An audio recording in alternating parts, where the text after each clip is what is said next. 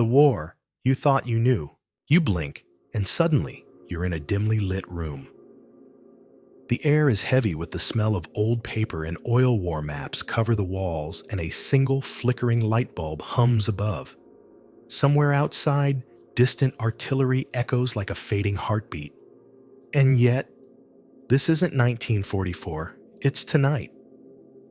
And you're about to step sideways through history into the shadows most textbooks forgot. You know World War II. Or at least you think you do.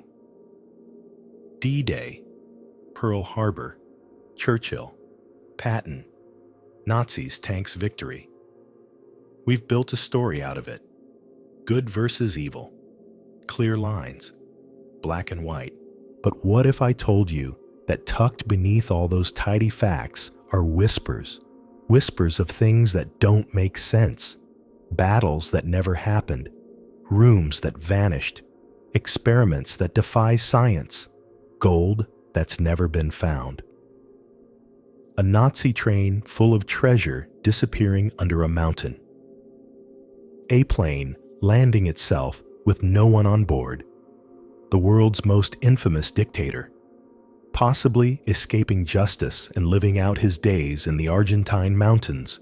Yes, the most documented war in human history is also one of the most mysterious. And tonight, we're not marching through the front lines. We're crawling through the crawl spaces. We're heading down into the basements of bunkers, combing through the missing pages of war diaries, and digging into crates at the bottom of frozen lakes. We'll track the Amber Room, an entire room made of glowing fossilized resin that vanished without a trace. We'll follow the Nazi bell, an alleged top-secret energy machine that some say broke the laws of physics. And then we'll take a long, eerie detour to Antarctica, where American soldiers once mounted a massive military expedition right after the war and left in a hurry. And if you think this is all myth and rumor, let's be clear, this is history. The US Navy actually lost a ship carrying the core components of the atomic bomb, left it to sail unescorted across shark-infested waters. They actually brought over Nazi scientists after the war under false names. And to this day, no one has fully explained why over 10,000 people died in the single greatest maritime disaster, with barely a mention in the history books. So before you get comfortable, take a moment to like the video and subscribe, but only if you really like what I'm doing here. And hey, drop your city and local time in the comments. I want to know who else is wide awake tonight, chasing ghosts with me. Now turn off the lights, maybe turn on the fan for some soothing noise, and let's get started on tonight's journey together. We begin with gold, with amber, with sunlight frozen in stone. We begin with a room so beautiful it was called the eighth wonder of the world, and a mystery that starts with a single knock on a palace wall that was never meant to be opened. The room once shimmered like a dream. Imagine it golden light not from the sun, but from fossilized trees, amber cut and carved inlaid into every wall. You stand barefoot on polished parquet, surrounded by panels that seem to glow from within a warmth that isn't heat, but memory. You reach out and touch a surface so smooth it feels like glass. And you wonder, how could something this beautiful just vanish? This is the Amber Room, often called the eighth wonder of the world. Built in Prussia in the early 1700s and gifted to Russia's Peter the Great as a diplomatic offering, the room was a marvel of Baroque craftsmanship. Panels of glowing amber, trimmed in gold leaf, and adorned with mosaic scenes covered every inch. It was not merely a room, it was a monument to peace, power, and luxury. For over 200 years, it stood within the Catherine Palace near St. Petersburg, a kind of glowing heartbeat within Imperial Russia. Then came 1941. German forces invaded the Soviet Union, tearing across the landscape in a blitzkrieg of tanks and terror. Artillery fell like hail. And the Amber Room, despite frantic efforts to protect it, covering's wallpaper hidden doors, was seized by the Nazis. And not just seized, targeted. The Germans knew exactly what they were looking for. In fact, they considered the Amber Room German property to begin with, since it had been constructed in Prussia before its gift to the Russian Tsars. So they treated its theft not as looting, but as repossession. The panels were dismantled, piece by piece, crated up like fragile china, and shipped to Königsberg in East Prussia. And then it vanished. Königsberg, now called Kaliningrad, was bombed heavily in the final months of the war. Its castle, where the Amber Room was last seen, was reduced to rubble. When Soviet forces arrived in 1945, there was nothing left but scorched stone and silence. No panels, no crates, no photographs, no documents, not even broken amber fragments. It's like the room blinked out of existence. But of course, theories remain. You knew they would. Some believe the Amber Room was destroyed, and the Allied bombings burned up in the firestorm that swallowed the castle. But amber, while delicate, doesn't burn easily. It melts. And nothing, no melted resin, no gold leaf, not even glass or nail was ever found in the ashes. Others suggest a far more chilling scenario, that Nazi officials knew the war was lost and hid the Amber Room in one of their many underground bunkers. And the Nazis had no shortage of secret hideouts. Whispers persist of train cars buried in Polish tunnels, of salt mines deep beneath the German countryside, of artifacts sealed behind false walls. In one version, the panels were lowered into a flooded mine shaft. In another, they were hidden inside a sunken U-boat now resting at the bottom of the Baltic Sea. Treasure hunters have chased every lead. Intelligence agencies too. One Russian theory involved a lake being secretly drained in the 1950s under cover of night. Another lead pointed toward Czech caves lined with booby traps sealed since the Third Reich. And in the forests of Poland, there's a certain stretch of land where people swear they can hear the creak of old wheels and the rattle of buried rails beneath the moss. Over the decades, a few pieces did resurface. A Florentine mosaic proven to be part of the original room turned up in Germany in 1997 and was returned to Russia in 2000. But the man who owned it insisted it had been passed down by his grandfather. No explanation how it got there. No further panels followed, so the puzzle only deepened. Could the Amber Room have been sold off piece by piece on the black market? Amber can be reshaped, melted, disguised. What if its pieces are now part of private furniture, forgotten frames, a gilded box on someone's mantle? Or worse, what if someone knows exactly where it is and has chosen to keep it hidden? There's a reason people obsess over this room. It's not just about the value, although that would be astronomical. It's not just about lost history or cultural pride. It's something deeper, something eerie. Because how does an entire room walls, panels, mosaics, carvings, even furniture simply disappear? We live in an age where we can trace lost cargo ships from space, where ancient tombs are found with LiDAR through jungle canopies. And yet, the Amber Room continues to defy every satellite, every sonar, every hopeful explorer. There's something ghost-like about it now. Something sentient, as though it wants to remain unfound. Maybe it's still intact, sealed behind a wall in some ruined fortress, quietly waiting. Or maybe it's gone, not destroyed, but transformed. Its materials separated, its essence scattered like dust across the continent. A chair in Dresden, a mirror in Krakow, a drawer handle in a Bavarian chateau. It's the not knowing that haunts people most. In 2003, Russia unveiled a full reconstruction of the Amber Room, rebuilt by artisans using the same 18th century methods. It's stunning down to the last carved cherub. But it's not the same. It's a memory, a monument to what was lost, or maybe to what still lies beneath the earth. So next time you visit the Catherine Palace and stand in the golden glow of that reborn chamber, remember this. You are looking at a question, not an answer. And somewhere perhaps under a lake or behind a bricked wall, the real Amber Room still glows, silent, untouched, and waiting. You're standing in a forest now. Tall pines rise around you, their trunks straight as soldiers, their needles whispering with every breeze. The ground is soft with moss, the air thick with the scent of damp earth. Somewhere nearby, hidden beneath layers of soil and time, is a riddle in steel.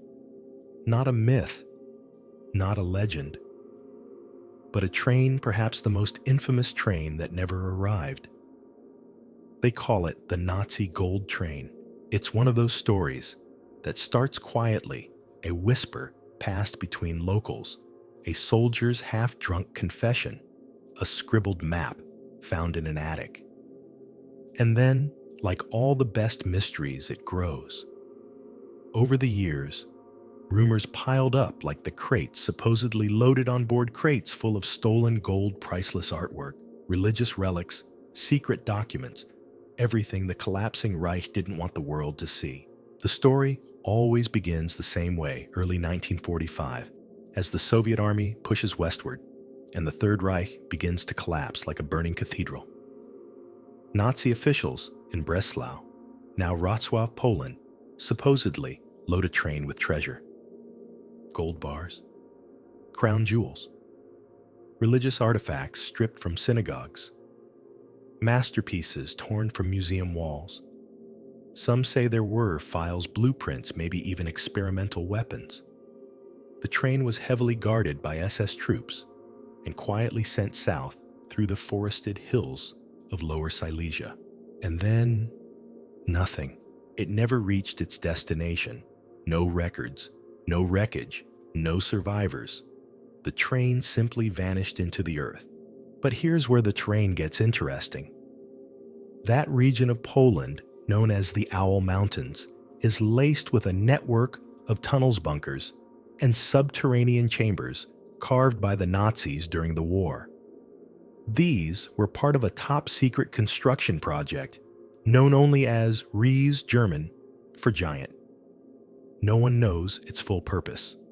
A command center, a weapons lab, an escape route. All of the above. Many of the tunnels remain unexplored to this day, sealed by landslides, booby traps, or bureaucratic red tape. Some believe the gold train was hidden in one of those tunnels, sealed in, walled off a steel tomb full of stolen history.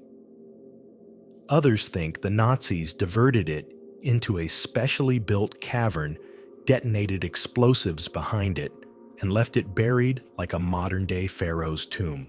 For decades, no one took it seriously. The story was too convenient, too dramatic. It felt like something out of a heist movie, Indiana Jones and the Vanishing Train. That is until 2015. That summer, a Polish man and a German partner claimed to have located the train using ground-penetrating radar. The readings, they said, showed a 100-meter-long metallic anomaly beneath a hillside near the town of Wałbrzych. The world's media descended. Excavators rolled in. The Polish military got involved. Treasure hunters set up camp. And for a moment, the mystery of the Nazi gold train burned bright in headlines. And then, nothing again. No train, no gold, just layers of soil disturbed and disappointment carefully smoothed over. Authorities insisted the radar hits were misinterpreted. Maybe a natural formation, maybe an old sewer pipe, but certainly not a treasure train. But not everyone bought that explanation. Some believe the train was found and quietly removed, that its contents were deemed too sensitive, too controversial, or simply too valuable to disclose. Others argue the radar scan was real, but the tunnel collapsed decades ago, crushing the train and hiding its bones forever. A few even suggest the Nazis ran a double bluff, starting the train, then offloading everything at a different location before sending the empty cars into oblivion. And then there are the conspiracy threads, the idea that the train held more than gold, that it carried experimental tech, or worse, documentation from death camps or names of collaborators in foreign governments. Information that, if revealed, could still cause embarrassment or scandal. Information worth hiding. Of course, there's always the simplest explanation. Maybe it was just a story, a wartime myth born in the fog of retreat and desperation. Maybe there was no train, no gold, just rumors and greed spinning out of control. But if that's true, it leaves one uncomfortable question. Why have so many people spent their lives looking for it? The archives are full of testimonies. Retired soldiers who swear they helped load the train. Old men in rural villages who remember strange activity convoys moving at night tunnels being sealed. Maps have surfaced, aged yellowing marked with XS and German script. Some have been proven fake. Others remain in limbo. The Polish government took the claim seriously enough to pass laws declaring that any recovered treasure would be state property. The city of Wałbrzych even budgeted for potential tourism income should the train be discovered. So here we are. A story that has no ending, only dirt. A train that may or may not exist, buried beneath a mountain that refuses to speak. And yet, you can't help but wonder, because what if it is there? What if the radar scan was right? What if just a few meters deeper? A rusted locomotive waits in the dark, its wheels frozen, its doors locked, its cargo intact. What if that gold, that art, those secrets are still sitting quietly underground untouched since 1945? And more than that, what if someone knows? Maybe you'll never walk those hills. Maybe you'll never feel the earth tremble beneath your boots or see the tunnel walls close in behind you. But tonight, as you drift off, picture it anyway, a train buried in time waiting not just to be found, but to be understood. Because some mysteries don't want to be solved. They want to be pursued. It's a cold spring evening in Berlin, April 1945. The streets are barely streets anymore, just rubble-twisted rebar smoldering craters. The Red Army is closing in shells, scream through the air every few minutes, and the once proud capital of the Third Reich is breathing its last. But beneath it, all 20 feet underground, another story is about to be told, one that may never have ended. This is the bunker. Reinforced concrete, thick steel doors, flickering bulbs overhead. Somewhere in that maze of narrow hallways, Adolf Hitler, yes, the Hitler, is said to be pacing slumped, muttering, waiting. The official record says he took a cyanide capsule, then shot himself in the head. His body, alongside that of Eva Braun, was carried upstairs doused in petrol and burned beyond recognition in a shallow shell crater near the garden. That's what the Soviets told us. But what if that isn't what happened? Because here's where things get murky. When the Soviets arrived, they said they recovered the burned remains of Hitler and Braun. But there was no conclusive autopsy, no public photos. The teeth were allegedly matched to dental records by a Soviet dentist. Stalin interestingly told Allied leaders he didn't believe Hitler was dead. Not publicly, not privately. And for years after the war, Soviet propaganda continued to tease the possibility that Hitler had escaped. And then there's the skull. In 2009, a piece of skull long held by Russian authorities as definitive proof of Hitler's suicide was tested by Western scientists. The results: the bone fragment came from a woman under the age of 40, definitely not Hitler. Suddenly, the last piece of forensic evidence collapsed. So, what happened in that bunker? Some believe that in the chaos of Berlin's fall, blackouts, firebombing, suicide everywhere, it would have been relatively easy for a body double to be sacrificed in Hitler's place. He had known lookalikes. The SS was prepared for deception. If he slipped out during the confusion, who would have noticed, and where would he go? The answer always points South Argentina, specifically the Andes Mountains and a small town called Bariloche, a place that looks more like Switzerland than South America. After the war, Argentina became a haven for former Nazis, real ones with confirmed identities. Adolf Eichmann was captured there in 1960. Josef Mengele, the Angel of Death, lived there for years under an assumed name. The idea that Hitler might have joined them doesn't feel so far-fetched in that context. Declassified FBI files from the late 1940s through the 1950s contain dozens of reports of Hitler's sightings in Argentina, Chile, and Brazil. Most are vague, unverified, even strange. But some are chillingly specific. In one, a German national claims to have helped construct a hideout compound in Patagonia. Another mentions a man with a distinctive mustache bodyguards and a limp matching Hitler's condition after the failed 1944 assassination attempt. And then there's the U-boat connection.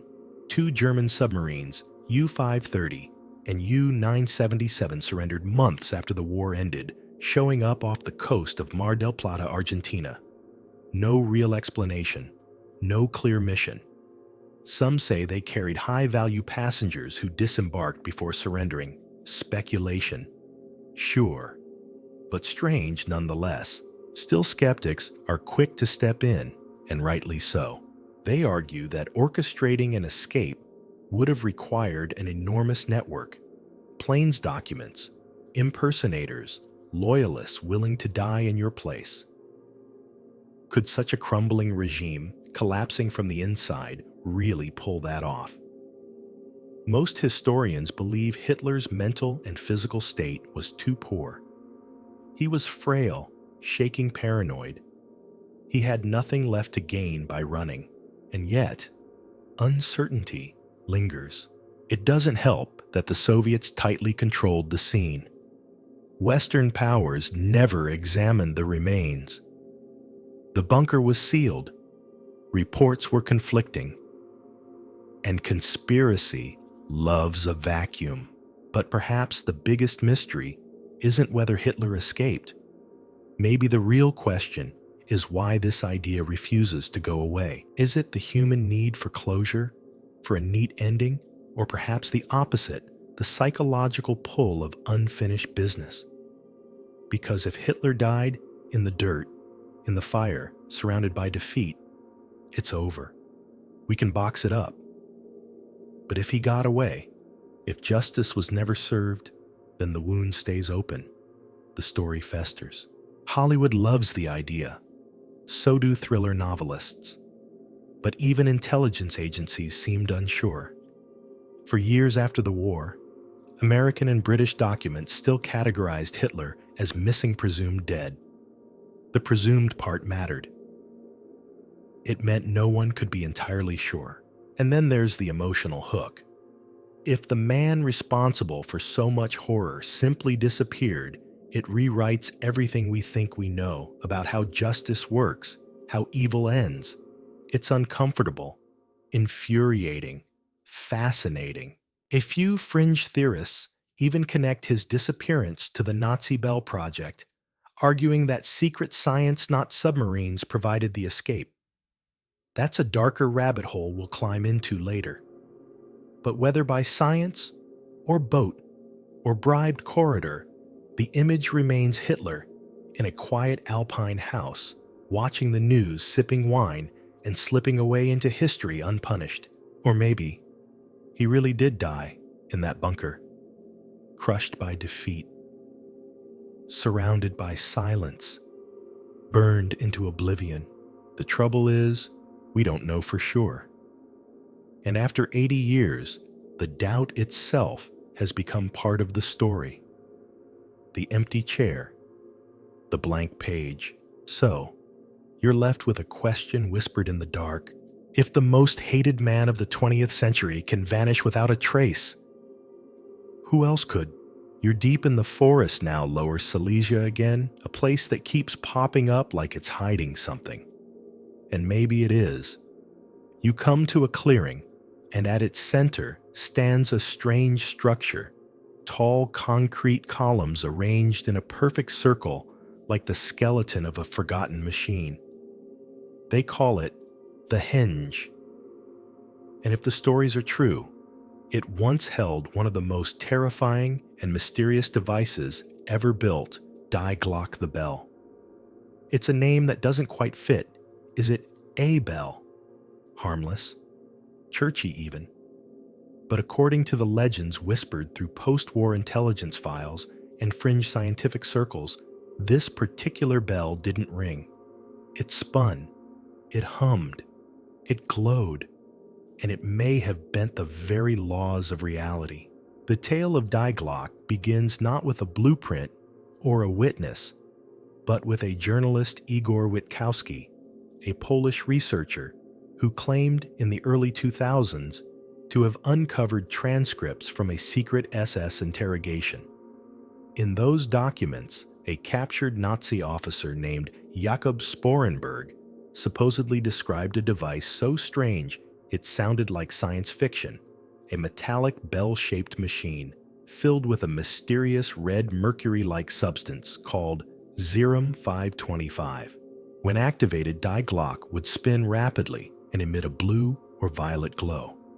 The air around it would shimmer. Test subjects, both animals and humans, allegedly suffered horrifying effects: cellular breakdown, nervous system collapse, even time perception distortions. People described nausea, hallucinations, and radiation burns after standing too close. Some, it said, never stood again. And what was it for? That's where things get fuzzy. Some say it was meant to be a new power source, free energy, limitless propulsion, the kind of breakthrough that could have reversed the war's tide.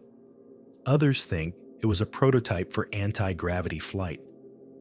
A few go further, still suggesting it was designed to manipulate time itself.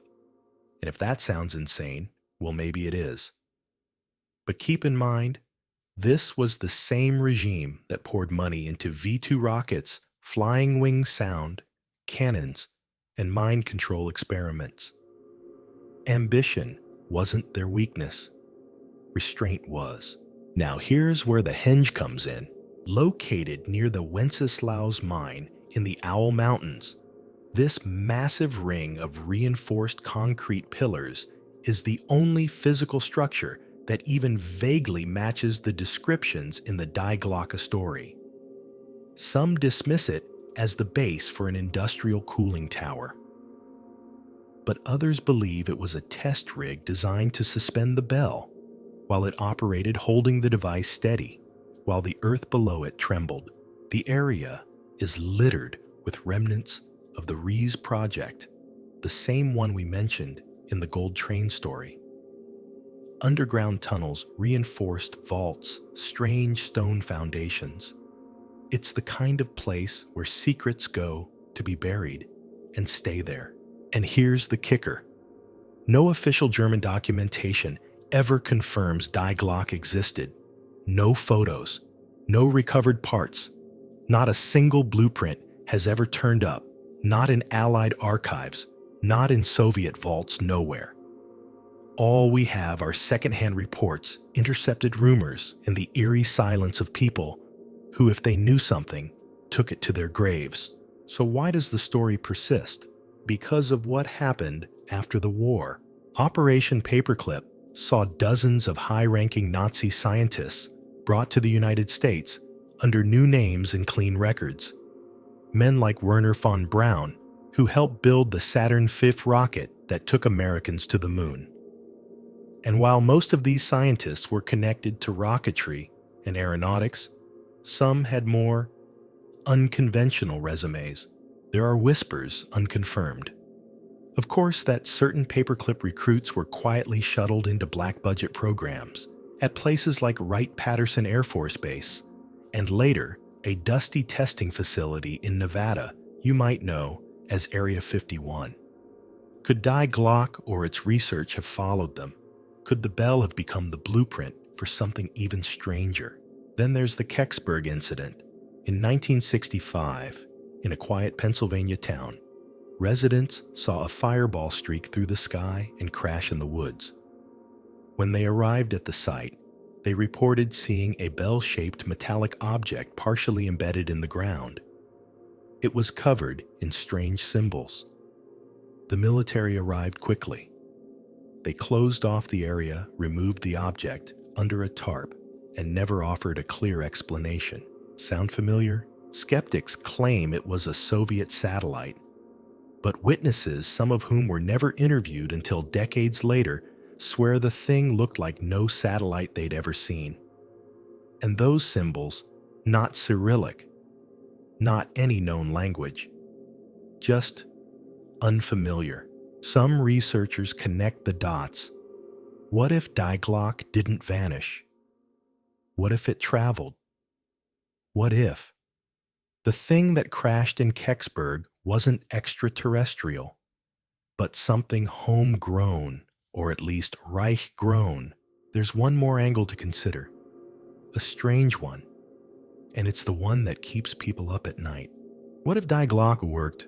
What if, in those last desperate months of the war, the Nazis achieved something so dangerous, so unstable that they buried it, or used it, or sent it somewhere, or someone we haven't yet reached? Some fringe theorists believe that's why there are no records. Not because it was never built, but because its very existence was too volatile to leave behind.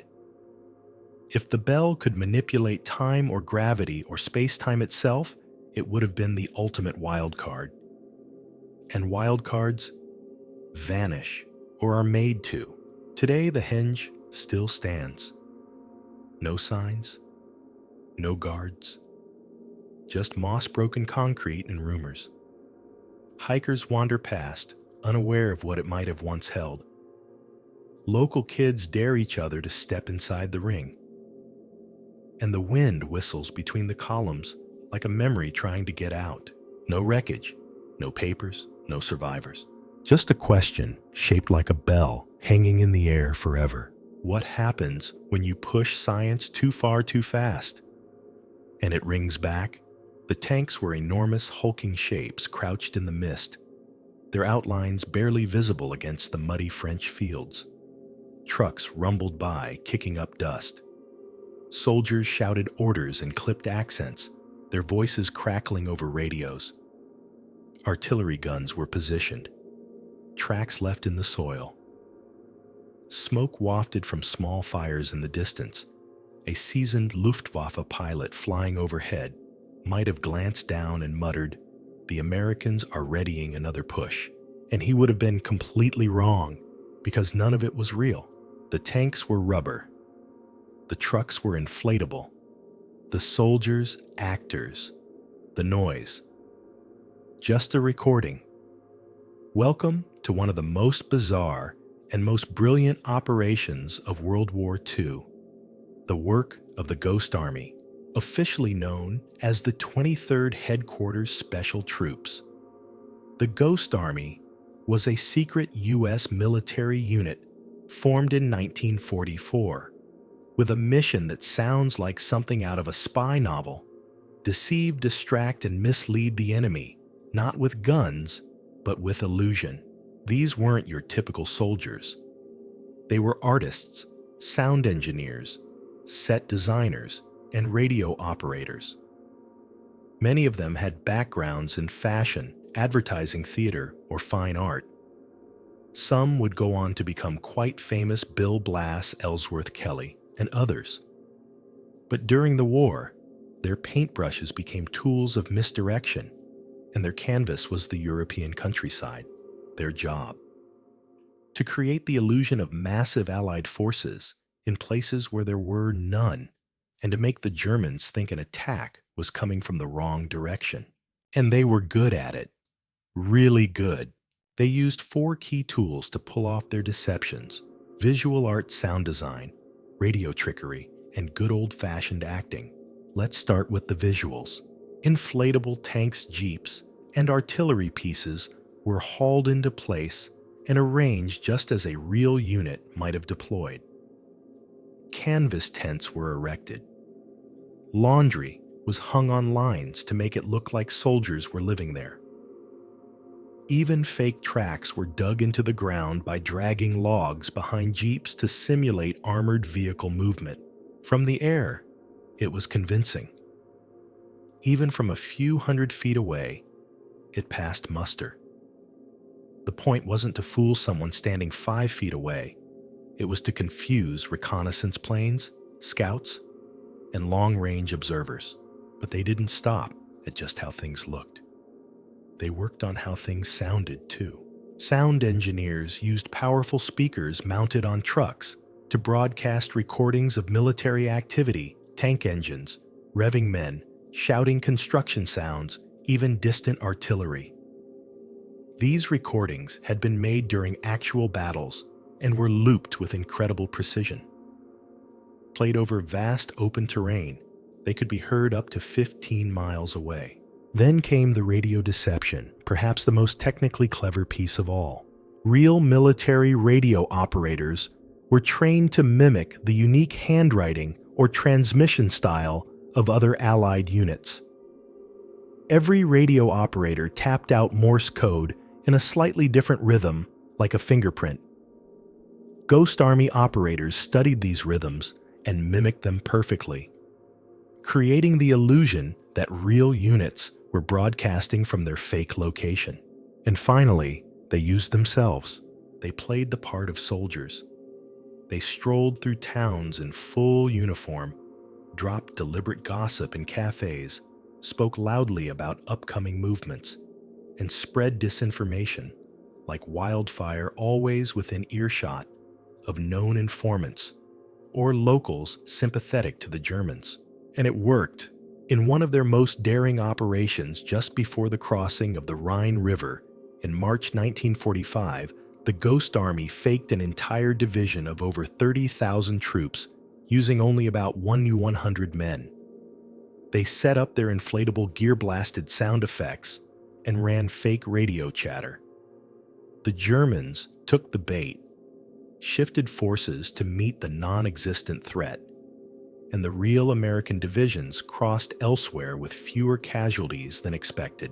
The real soldiers never even knew who to thank, but there's a reason you may never have heard of the Ghost Army. Their work was classified for decades. Most of what they didn't make it into the official war stories, the parades, the history books. After all, how do you celebrate a victory that was entirely fabricated? Many Ghost Army veterans were sworn to secrecy, forbidden from even telling their families what they'd done until long after the war was over. When their story finally began to emerge in the 1990s, researchers were stunned by the scope of their operations. Over 20 different missions, tens of thousands of enemy troops deceived, entire German divisions rerouted based on shadows, echoes, and whispers. And then there are the stranger rumors, unconfirmed of course, but persistent. Some believe the Ghost Army experimented with psychological operations beyond just camouflage and sound. that they left strange symbols carved into trees, planted eerie objects on abandoned roads, and even staged phantom sites locations made to feel haunted with chilling sound loops and visual cues designed to make already frightened enemy troops question their sanity. It sounds like something out of a horror movie. But war isn't just fought with bullets. It's fought with fear, confusion, and misdirection. And if you can make your enemy see ghosts in the trees, sometimes that's enough. What's most remarkable is that not a single Ghost Army member was ever killed in action. Think about that. Dozens of missions often conducted within a few miles of the front lines, carrying out some of the war's most sensitive deception campaigns, and they all came home.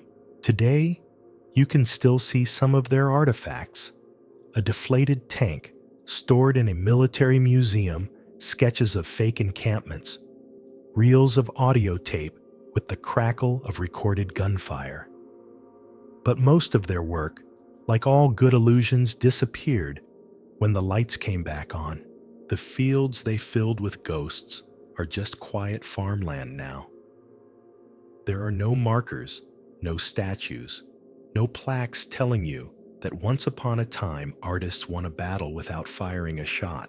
So the next time you see a war movie with tanks and bombs and blood, remember this: somewhere in the shadows, behind the smoke and noise, there were people fighting with paint paper and rubber. And in their silence, they saved lives. Because not every war story needs to end in gunfire. Some end with whispers and footprints that vanish in the grass. You can almost feel the cold creeping in before you even set foot on the ice. Antarctica, vast, blank, and screaming silence. No roads, no landmarks, just a crushing, frozen emptiness stretching to the horizon. And in the middle of it, in 1946, a fleet of U.S. Navy ships arrived with one of the largest military expeditions since World War II. 13 ships, 33 aircraft, over 4,000 men. The official name, Operation High Jump. The public was told it was a training mission, a scientific expedition to test equipment and study polar conditions. But if that was the case, it was one of the strangest science projects in military history. Because here's the thing, the operation was planned and launched just months after World War II ended. The dust had barely settled in Europe. The nuclear bomb had just changed the nature of warfare forever. And yet suddenly, the United States found it necessary to send a battle group complete with an aircraft carrier destroyers and submarines to a remote, lifeless continent. The mission began in August 1946 and was expected to last 6 to 8 months. It was led by Rear Admiral Richard E. Byrd, a renowned polar explorer with multiple Antarctic journeys under his belt. His previous expeditions were the stuff of heroic frostbitten legend. But this time was different. This time, the ice held secrets. And Byrd wasn't just bringing sled dogs and thermometers, he was bringing guns, radar, and sonar. By January 1947, strange things began to happen. There were reports, some official, some whispered, of aircraft malfunctions, strange weather events, and unexplained sightings in the sky. One of Byrd's planes crashed, killing several crew members. Radio transmissions were interrupted. The ships encountered dense fogs and navigation issues, and then just a few weeks in the mission was suddenly called off. Abruptly. No grand statements, no farewell photos, just a quiet withdrawal and a return home. Operation High Jump, intended to last half a year, ended in just 2 months. So what really happened? One theory ties it back to World War II itself, specifically to the persistent rumors that in the final days of the war, Nazi Germany had established a secret base in Antarctica. They even had a name for it, Neuschwabenland. Officially, The Nazis did claim a portion of Antarctica in 1939, sending an expedition aboard the ship Schwabenland. They mapped the area, dropped flags, and allegedly left behind supply depots. But why? The more imaginative theories suggest that they were building an escape zone, a last redoubt for elite SS officers, scientists, and perhaps even Hitler himself. A place so remote, so harsh, that no army would ever follow. A place where strange experiments could continue. Underground tunnels, UFO-style aircraft, advanced propulsion research, maybe even Die Glock, and maybe the Americans came looking for it. Shortly after returning from Operation High Jump, Admiral Byrd gave an interview to a Chilean newspaper that has fueled conspiracy fires ever since. In it, he warned that America needed to be prepared to defend itself from enemy aircraft that could fly from pole to pole with incredible speed. He didn't elaborate. He didn't repeat the claim in official U.S. outlets, but the statement stands recorded and chilling. Was he referring to Soviet threats, perhaps? Or was it something else entirely? Some claim that American aircraft encountered something unexpected, something unexplainable during the expedition. Unidentified flying objects, sudden losses of control, equipment failure without cause. There's even a story, unconfirmed of course, that a squadron of American fighters was attacked by disc-shaped aircraft rising out of the water and moving at impossible speeds. It sounds like science fiction, and yet the mission ended early. Men died, and much of the raw footage, radio logs, and internal reports from the operation have never been released in full. Declassified documents are scarce and heavily redacted, so what were they hiding? Skeptics point out that Antarctica is simply a brutal place. Equipment freezes, weather changes in minutes, planes crash, people die. They argue that Operation High Jump was shortened due to logistical difficulties, not extraterrestrial warfare. But if that's the case, why all the secrecy? To this day, you can find references to Operation High Jump in classified intelligence files mentioned in connection with post-war technologies and experimental flight programs. And while no Nazi base has ever been confirmed beneath the ice, satellite imagery has occasionally picked up odd structures, perfectly geometric patterns in places no human has ever visited. There's also the inconvenient fact that several high-ranking Nazi officials disappeared in 1945 and were never conclusively found. Some say they fled to South America. Others suspect they headed further south, much further. And here's another twist in the years that followed. High Jump, both American and Soviet forces maintained a strange interest in Antarctica.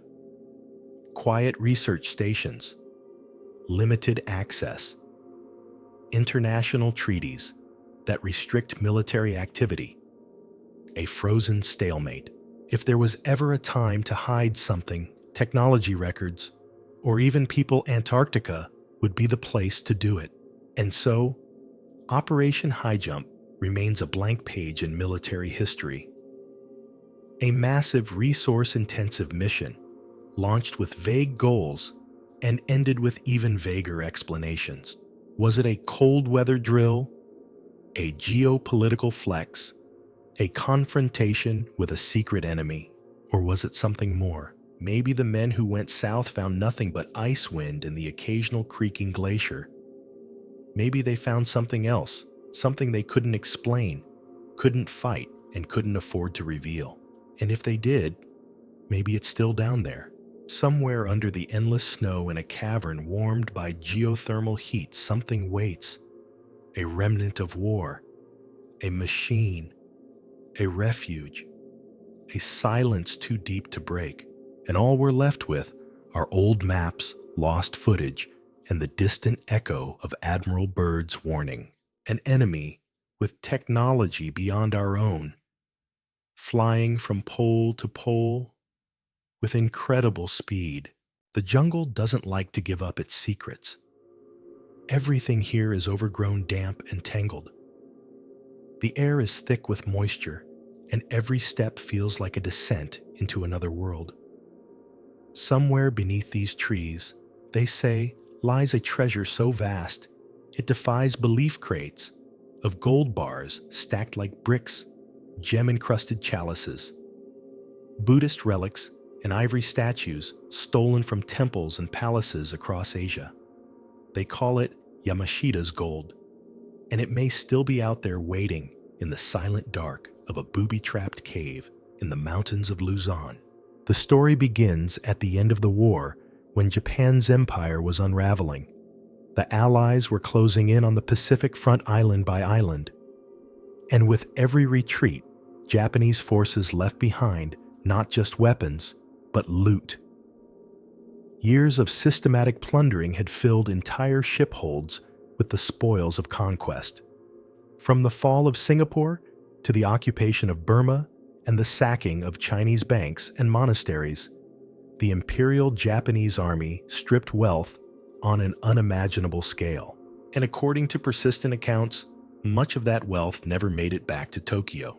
Instead, it was hidden. General Tomoyuki Yamashita, known as the Tiger of Malaya for his ruthless campaigns, was the military governor of the Philippines during the war's final months. Some say he was tasked not only with defending the islands, but with hiding the empire's looted treasure. Massive excavation efforts began using forced labor, mostly local Filipinos and Allied prisoners of war.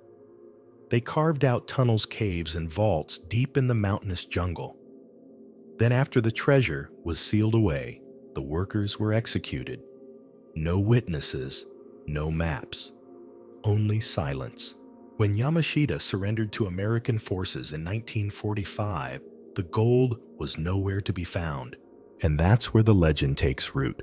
Over the years, dozens of treasure hunters, intelligence operatives, and adventurers have tried to track down Yamashita's gold. Some claim to have found small caches, ceremonial swords, golden Buddhas, coins, and gold bars. Others say the real treasure, worth billions, is still buried across multiple sites, guarded by traps and the jungle itself. The most famous of these treasure hunters was Rogelio Roxas, a Filipino locksmith who claimed in the 1970s to have discovered one of the vaults beneath Baguio City. What he found, he said, was staggering: a golden Buddha hollow and filled with diamonds along with stacks of gold bars. Roxas said he reported the discovery to intermediaries hoping to negotiate. Instead, he was arrested. The gold vanished, the Buddha disappeared, and Roxas accused then-President Ferdinand Marcos of seizing the treasure for himself. This wasn't just a rumor. It became the subject of an international court case in Hawaii. In 1996, a U.S. jury awarded damages to Roxas's estate, acknowledging that Marcos had illegally taken the treasure. But no one could confirm how much had been found or where it went. Still, the story refused to fade. Some historians dismiss the entire tale, arguing there's no credible documentation proving that such treasure was ever accumulated, let alone hidden. They point out that Yamashita was in full retreat, hardly in a position to coordinate such an elaborate cover-up. They note that no Japanese records mention a treasure-hiding operation. And besides, they ask, wouldn't someone have found it by now? But the believers have their own arguments. Multiple post-war intelligence memos suggest that Allied forces, particularly U.S. intelligence, knew about hidden Japanese treasure. Some even claim that a secret recovery operation codenamed Golden Lily was launched by American agents who found some of the hoards and used the funds to bankroll Cold War black ops. These theories suggest that rather than being returned, to the rightful countries or owners, the treasure was absorbed into secret accounts used to fund covert military and intelligence activity across the globe. A shadow fund hidden from public view. Then there are the maps, faded Japanese diagrams, covered in kanji cryptic markings and coded instructions.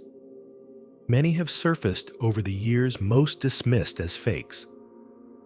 But a few contain curious consistencies, references to known landmarks, patterns of burial, consistent with Japanese engineering, and notes warning of traps and flooding systems designed to kill intruders. And the jungle, well, it keeps its secrets. There are stories of caves where the air suddenly turns metallic, of shafts that flood the moment they're opened, of narrow tunnels lined with bones, silent guards who never left their posts. Whether you believe them or not, these stories are the reason people still trek into the wilderness, carrying shovels, ropes, and metal detectors. Every few years, another expedition launches. Most come back empty-handed, but some don't come back at all. What makes Yamashita's gold so alluring beyond the obvious is what it represents. Not just stolen wealth, but a buried truth. A piece of the war that was never accounted for, never returned. A legacy of empire wrapped in death and secrecy. It's the idea that somewhere under vines, and vines, and vines lies something too big to be ignored and too dangerous to be revealed. Because if the treasure is real, then someone might already have found it. And if they did, why haven't they told anyone? Maybe it's gone. Maybe Marcos or others drained the hoards decades ago, cleaned it, and buried the trail as effectively as the gold was once buried. Or maybe, just maybe, the greatest treasure hunt of the 20th century is still ongoing, hidden in plain sight.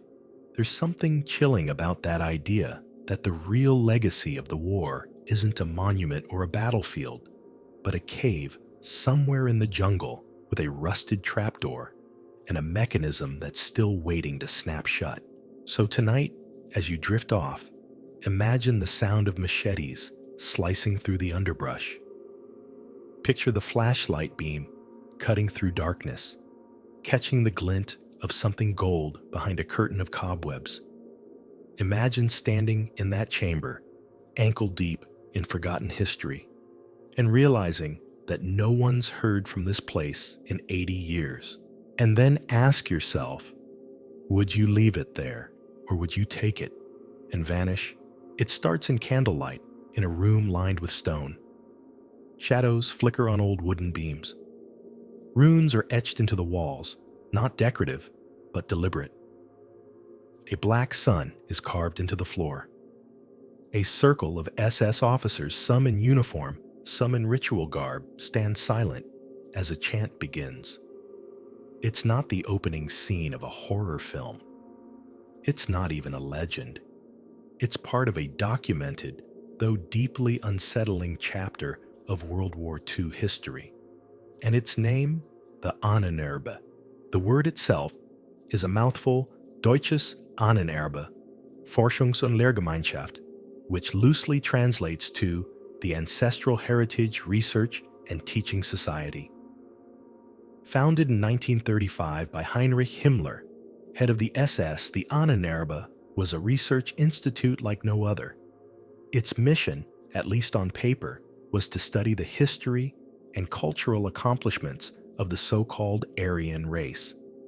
In reality, it was a blend of pseudoscience, archaeology, mysticism, and something that looked eerily like cult behavior.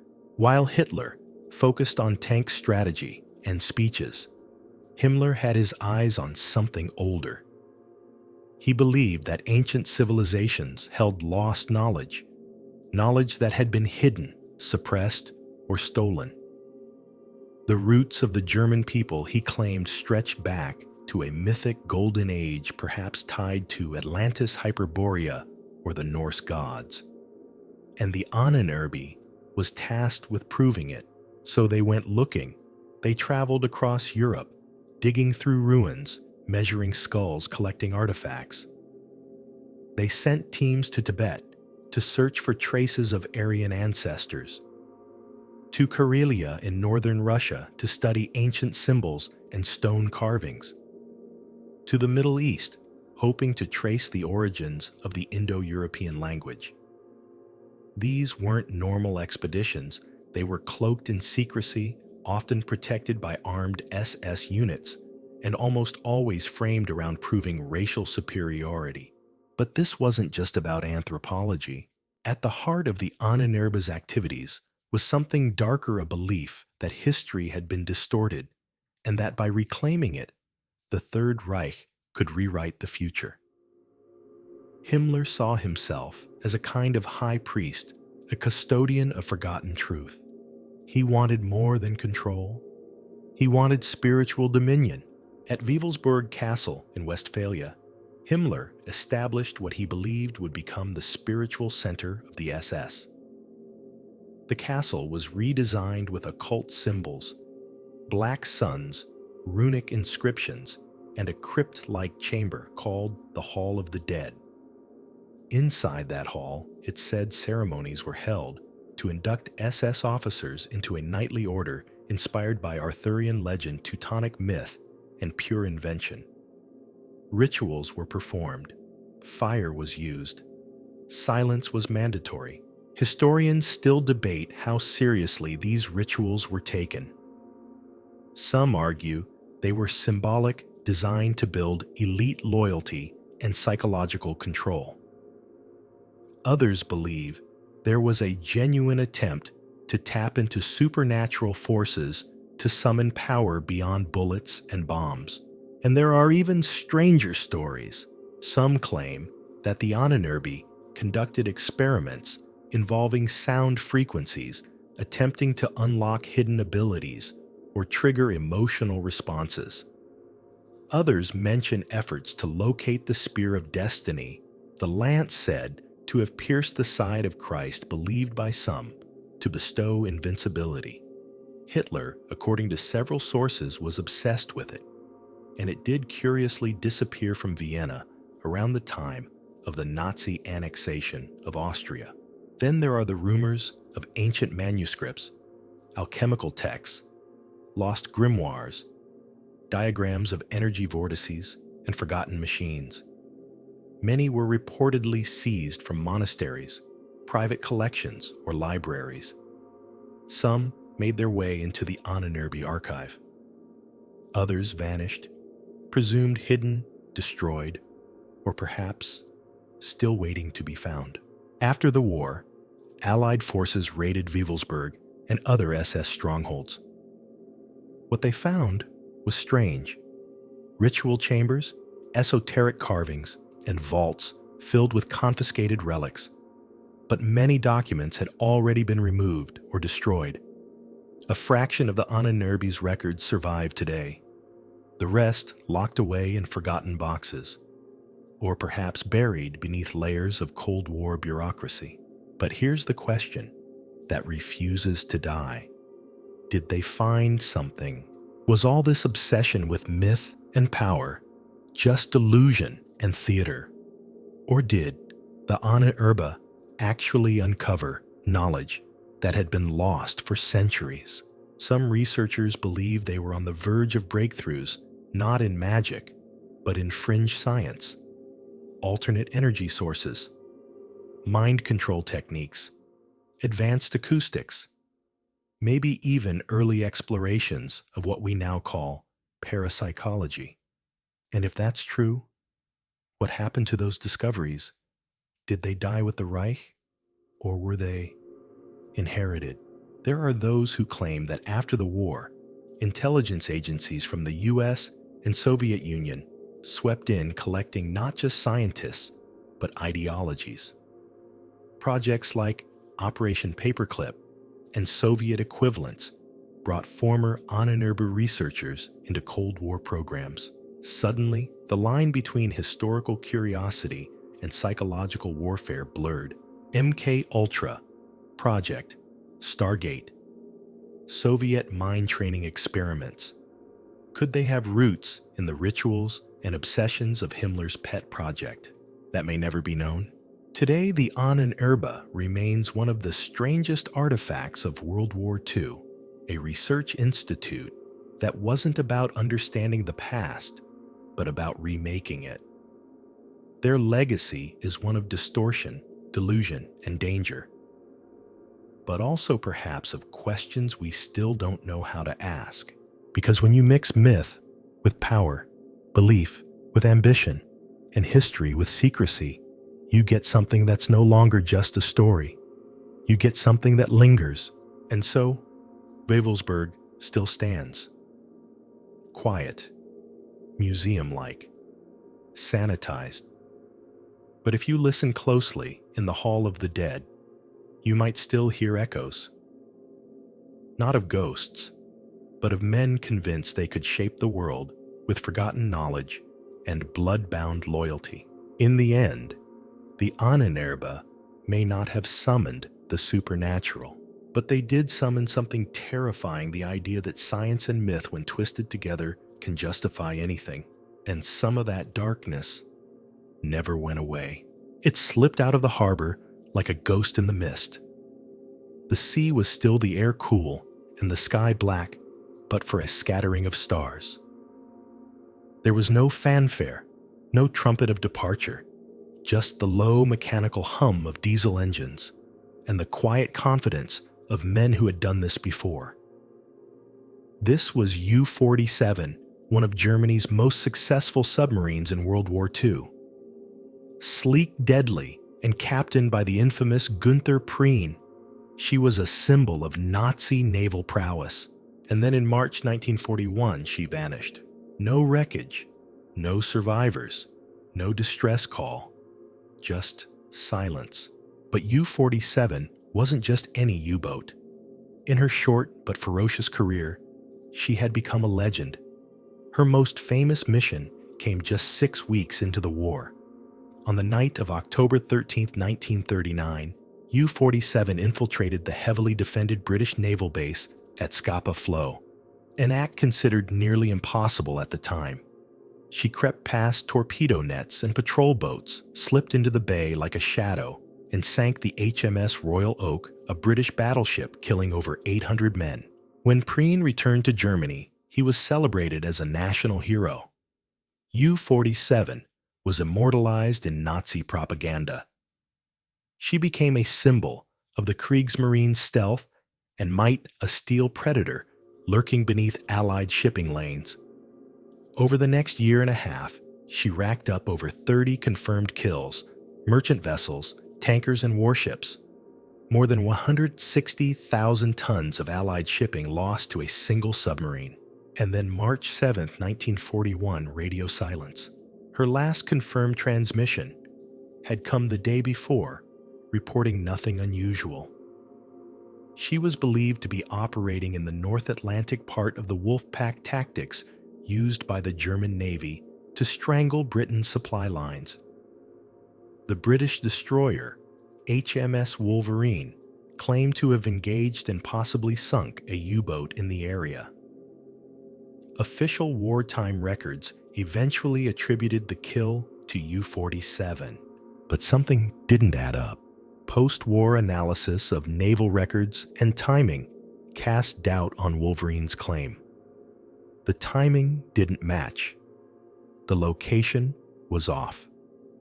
And no oil slick, no debris field, and no bodies were ever recovered, common signs when a submarine is hit by depth charges. U-47 simply disappeared. So what happened? One theory is mechanical failure. U-boats were notoriously dangerous to their own crews. A single error could be fatal. A battery explosion, a fire, a malfunctioning dive plane, any one of these could have caused the ship to sink silently beneath the waves. But again, the lack of debris or emergency signals raises questions. Another theory is friendly fire. With multiple German submarines operating in the area, it's possible U-47 was struck by one of her own. a torpedo gone awry, a case of mistaken identity. It wouldn't have been the first time in naval history. But again, no evidence, no logs, no reports. And then there's the more tantalizing possibility that U-47 wasn't on a routine patrol at all. Some researchers believe that Preen, by this point, a figure of enormous value, was entrusted with a secret mission perhaps related to the transport of VIPs, confidential materials, or experimental technology. If that's true, then her disappearance may have been intentional, or at the very least covered up to protect larger wartime secrets. There are whispers, always whispers, of German efforts in the final months of the war to ferry out key personnel and documents, not just to friendly territories, but to destinations unknown. South America, Antarctica, Spain, neutral Sweden. Could U-47 have been involved in the early stages of such efforts? Some believe that her silence wasn't an accident, that she was never sunk at all, that she slipped into a hidden harbor, scuttled her identity, and became a ghost ship carrying secrets that could never surface. It sounds like fiction, but the absence of fact leaves room for imagination. And imagination in the wake of war is a powerful current. Over the decades, expeditions have tried to find her. The Atlantic is vast, yes, but not infinite. Wrecks are found all the time. Some are even mistakenly identified, only to be corrected years later. But U-47 remains one of the few high-profile U-boats never located. Not a single confirmed sonar ping, not a hull fragment. Nothing. And here's where it gets strange. There are unconfirmed reports from fishermen and sonar crews who claim to have picked up an unusual silhouette off the coasts of Iceland or Ireland. A long, narrow shadow beneath the waves, seen only once, never tracked. Some claim that underwater currents in that region could have dragged the wreck far from her last known location. Others think she may lie in a trench too deep for standard sonar to penetrate. And then there are the stranger theories. A few fringe researchers have tied U-47's disappearance to wartime experiments in advanced propulsion radical submarine technology that never made it past the prototype stage. Magnetic drives, silent engines, even cloaking concepts decades ahead of their time. It's all speculation, of course. But when a vessel disappears completely, speculation is what we're left with. Whatever happened to U-47, her legend has only grown. She remains a ghost of the sea, a symbol not just of war, but of vanishing, of how even the most documented machines, captains and missions can slip through the cracks of history like water through open fingers. Maybe she's still down there, perfectly preserved in the cold Atlantic depths. Maybe she'll be found tomorrow by a deep-sea probe resting quietly on the ocean floor. Or maybe she really did become something else, a tool in a secret plan, a vehicle for an unrecorded journey. Tonight, as the wind howls over black waves and sonar pulses echo into the chart, the silence where U-47 should be remains unbroken. Sometimes war leaves behind twisted wreckage, and sometimes it leaves only a question. The plane shudders as you cut through the night sky, twin engines purring steadily in the darkness. You're flying over war-torn Europe, over ruined cities and fields turned to graves. But it's not the enemy that makes your palms sweat. It's the lights, those strange glowing orbs that have appeared again, just outside your window, just above your wing. Silent, radiant, and completely unexplainable.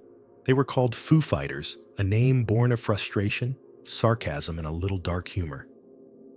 And they were one of the most bizarre phenomena to haunt the skies of World War II. The first reports came in late 1944 from the U.S. 415th Night Fighter Squadron.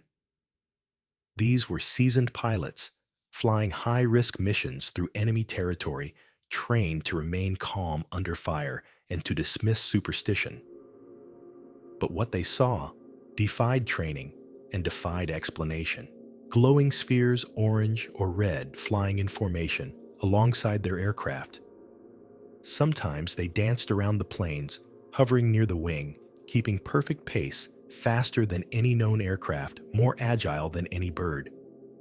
When chased, they'd dart away at impossible speeds or vanish completely. When shot at, they didn't explode or falter, they simply kept moving unaffected.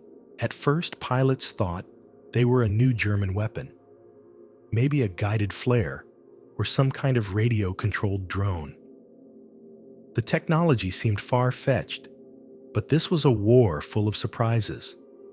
After all, the Germans had already fielded the V-2 rocket and jet-powered fighters. But when intelligence officials dug deeper, they found something unsettling. German pilots were seeing them too. They had different names: Kraut, Fireballs, Himmellichter. But the stories were the same. Glowing lights appearing without warning, performing aerial feats no aircraft could match, and vanishing into thin air. Neither side knew what they were, and neither side could explain them. The phenomenon soon spread beyond Europe. In the Pacific Theater, pilots reported similar sightings: white, blue, or green lights trailing bombers at high altitude. Again, no attacks, no signals, just a silent, eerie presence. So what were they? Some scientists at the time suggested a natural explanation. St. Elmo's fire, for example, a well-documented electrical phenomenon caused by atmospheric ionization.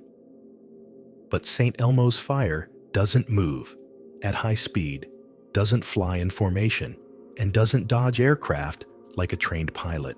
Others thought it might be ball lightning, a rare and poorly understood event where glowing plasma balls appeared during thunderstorms. But Foo Fighters often appeared in clear skies at high altitudes far from any storm activity. Psychological stress was another theory.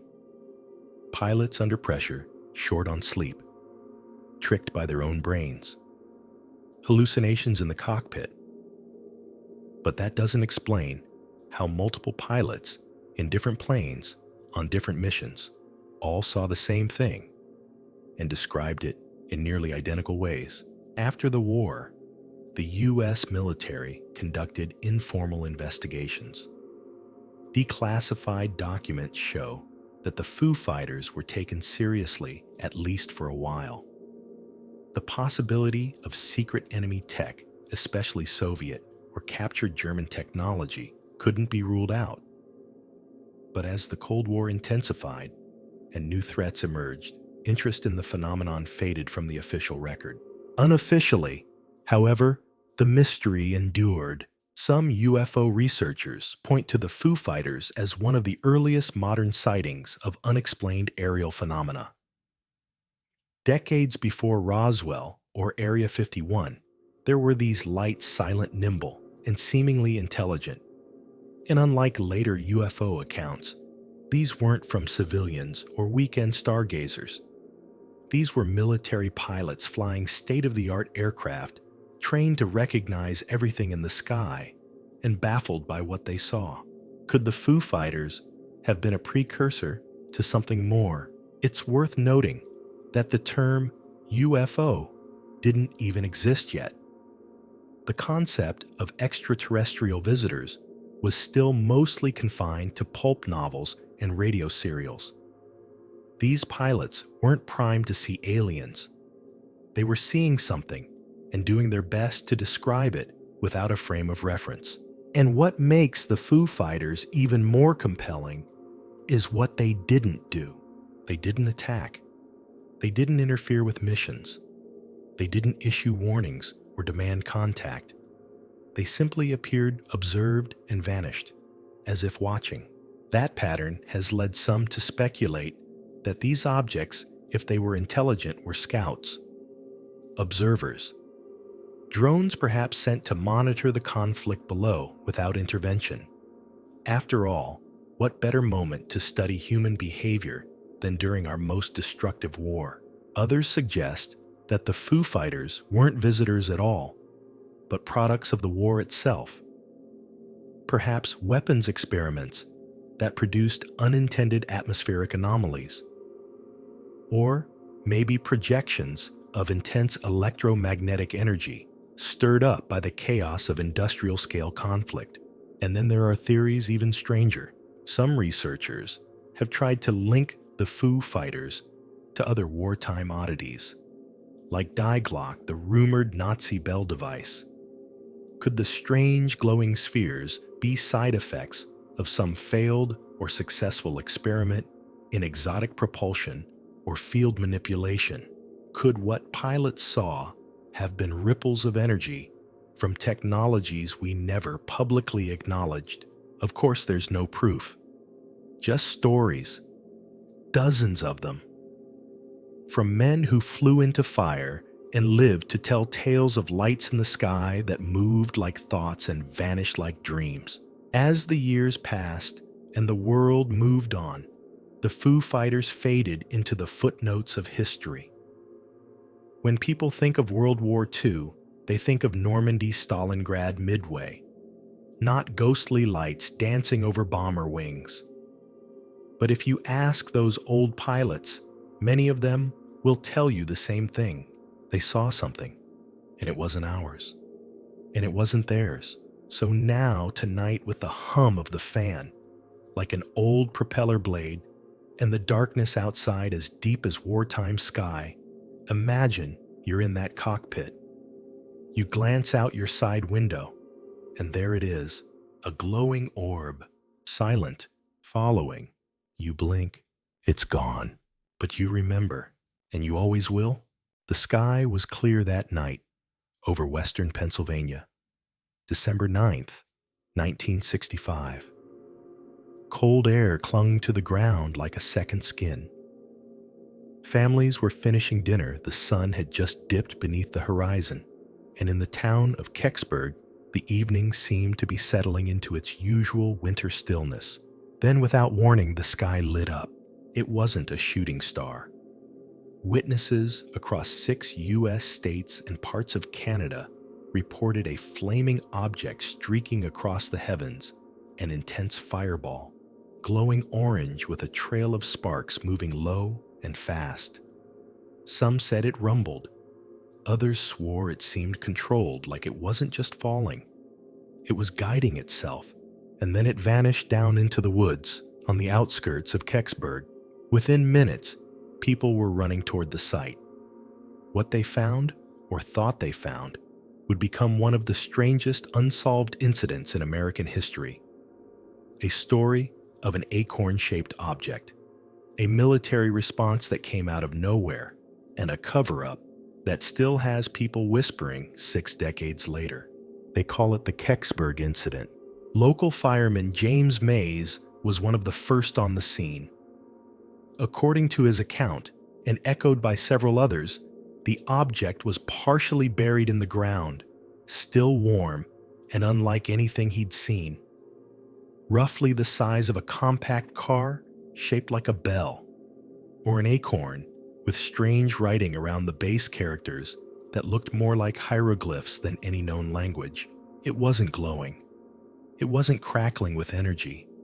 It was just there, silent, ominous. And then came the military. Within hours, the area was cordoned off. Soldiers arrived with surprising speed, sealing the woods and ordering civilians to leave. Roads were blocked. Reporters were turned away. Eyewitnesses said trucks rolled in, and by nightfall, something large was hauled out under a tarp on the back of a flatbed. When pressed for an explanation, the U.S. government offered a shrug. They said it was a meteor, nothing to see, no crash site, no debris. The usual. But that didn't sit right with the locals. They had seen the lights. They'd seen the object. Some even claimed to have taken photos, though none were ever released. Several witnesses said the military told them not to speak to the press. A few reported that men in suits, not uniforms, interviewed them and warned them to keep quiet, and so the mystery took root. Over the years, researchers and UFO investigators have returned again and again to Kecksburg. The object's shape, the strange symbols, and the rapid government response led many to believe it wasn't a meteor, but a crashed spacecraft, not necessarily alien. Some believe it was Soviet, perhaps, an early spy satellite or capsule. The Soviet Union had launched Cosmos 96, an unmanned Venus probe, just days earlier. NASA itself initially suggested the Kecksburg object might have been its re-entry vehicle. But here's the problem. The timelines don't match. Records later showed that Cosmos 96 had re-entered Earth's atmosphere over Canada more than 13 hours earlier. That debris field was tracked and documented nowhere near Kecksburg. In fact, the official record clearly states that Cosmos 96 couldn't have been the cause, which leaves us back in the woods. So if it wasn't a satellite and it wasn't a meteor, what was it? Some researchers, especially those familiar with Nazi Germany's secret weapons programs, saw something else entirely. They pointed to Die Glock, the infamous Nazi bell, described by some post-war sources as a bell-shaped device possibly related to anti-gravity research or experimental propulsion. According to fringe accounts, Die Glock was loaded onto a U-boat at the end of the war and vanished, destination unknown. Could it have resurfaced in 1965? The object described in Kecksburg matches the shape, the strange symbols, the seamless surface, the size. Even the way it came down, not like it was crashing, but like it was landing. In the military response, it fits too. No warning, no coordination with local authorities, just a sudden wall of secrecy. But let's pause here, because this is where skeptics speak up, and not without reason. No hard evidence has ever been found. No photos, no wreckage, no documents, just testimony. And memories are fragile. They change. They blend with suggestion, especially over time. Could the object have been a mundane piece of re-entry debris misidentified in the excitement? Possibly. Yet the witness accounts are unusually consistent. Across age groups, backgrounds, and professions, people describe the same shape, the same markings, the same eerie silence. And then there's what wasn't done. If it was a meteor, why no crater, no impact evidence? Why remove anything at all? Meteors aren't usually whisked away by armed soldiers under tarps. The lack of a proper investigation, the inconsistent statements from the Air Force and NASA, and the refusal to release certain records only add fuel to the fire. In fact, when documents were requested under the Freedom of Information Act years later, the government said they'd been lost. Of course they had. So we're left with a story that sits right in the uncanny valley between truth and fiction. On one side, a glowing object, acorn-shaped, covered in symbols, crashed in a Pennsylvania forest. On the other, a sudden silent military recovery, a blanket of denial, and decades of unanswered questions. Some people say the Kecksburg object was extraterrestrial. Others say it was a relic of World War II. Some think it was a Cold War prototype gone off course. And a few believe it's something even stranger, something from an age before history awakened or unleashed. Whatever the truth, it left no trail, no wreckage, no evidence, only stories. But in Kecksburg, they haven't forgotten. The town now hosts an annual festival, complete with a life-sized replica, of the mysterious acorn. People gather to remember, to wonder, and to pass the story on. Because in the end, it's not just about what fell that night. It's about what was taken away and what never came back. The ocean was calm that day, almost too calm. The sky was blue, the clouds high and thin, and the water shimmered like glass beneath the midday sun. 5 Grumman TBM Avenger torpedo bombers lifted off from Naval Air Station Fort Lauderdale in Florida on December 5, 1945, for what should have been a routine training mission. The pilots were experienced. The weather was fine. The mission brief was simple: a 3-legged navigation exercise over the Bahamas, then home in time for dinner. They never came back. This is the story of Flight 19, a squadron of Navy planes that vanished without a trace in what would later be dubbed the Bermuda Triangle. And it is, to this day, one of the most enduring and unsettling aviation mysteries in American history. At first, nothing seemed unusual. Radio communications were clear. The planes took off on time, formed up, and began their first leg eastward. But then about 90 minutes in, something changed. Lieutenant Charles C. Taylor, the squadron's flight leader, radioed back to base with a disturbing message. "We don't know where we are. We must have gotten lost after that last turn." What followed was a series of confused, increasingly panicked transmissions. Taylor reported that both of his compasses had failed. He was convinced the squadron was flying over the Florida Keys and heading further out to sea, when in fact, they were almost certainly already east of the Keys, heading deeper into the Atlantic. Other pilots began to question him. They tried to reorient the group to swing west and head home. But Taylor overruled them, confident in his position, and ordered a new course. Radio operators on the ground listened helplessly as the transmissions continued. "Everything is wrong. We can't be sure of any direction. Even the ocean doesn't look as it should." As daylight faded and weather worsened, contact grew weaker. Then came the final transmission. Faint, broken. "It looks like we are entering white water.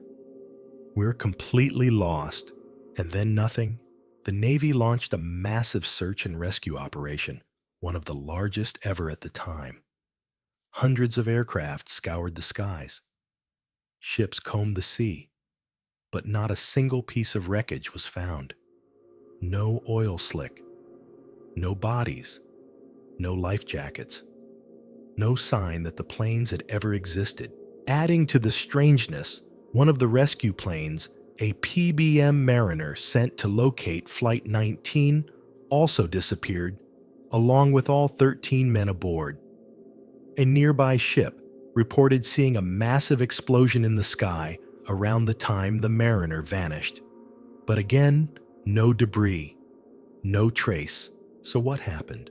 The official Navy report listed the cause as unknown. It was later amended to navigation error, a safe bureaucratic way of saying they had no idea. Over the years, theories have multiplied. The simplest explanation is that Flight 19 became disoriented due to faulty compasses and flew east instead of west, running out of fuel over the open ocean and crashing. The water in that region is deep, the current strong. It's possible the plane sank in one piece, pulled to the seafloor like stones, but that doesn't explain the compass failures or the strange descriptions of the sea and sky, or the fact that 5 planes, each with redundant systems radios and experienced crew, could vanish simultaneously. And what about the rescue plane? Some suggest the Mariner exploded due to a known issue with fuel vapor leaks. Others believe it fell victim to the same conditions that claimed Flight 19. But the coincidence remains eerie: 6 military aircraft and 27 crewmen lost on the same day in the same area with no evidence recovered. As the decades passed, the mystery of Flight 19 became the foundation of the Bermuda Triangle legend, a triangle-shaped region between Miami, Bermuda, and Puerto Rico known for strange disappearances. Planes, ships, even yachts. Some vanish without a trace. Others are found drifting intact, with no one aboard. Naturally, this invites speculation. Some blame magnetic anomalies, localized disruptions in Earth's geomagnetic field that can confuse compasses and navigation systems. It's a scientific possibility, though no definitive proof has been found. Others suggest rogue waves, massive sudden walls of water capable of sinking large vessels in seconds. Again plausible, but 5 aircraft. And then come the more imaginative theories: time warps, dimensional rifts, aliens, energy vortexes, even underwater civilizations pulling planes and ships into the deep. It sounds ridiculous until you realize just how empty the record is. Flight 19 left no trail. None of the bodies have ever been recovered. Not a single identifiable piece of wreckage has been confirmed despite technological advances, sonar mapping, and deep-sea expeditions. Every lead ends in saltwater. And perhaps most hauntingly, Lieutenant Taylor didn't even want to fly that day. He had asked to be excused from the mission, saying he didn't feel ready. He was overruled. Some chalk that up to fatigue or stress. Others call it instinct. Today, Flight 19 is remembered at a memorial in Fort Lauderdale. A bronze plaque bears the names of the 14 men who vanished in the original flight and the 13 who followed them in the rescue plane. It is a somber tribute to a riddle that refuses to be solved. But some say the real memorial is out there somewhere beneath the waves, a formation of 5 bombers, silent and intact, resting side by side on the ocean floor like ghosts in formation, waiting, watching, and whispering secrets to the sea that no one else will ever hear.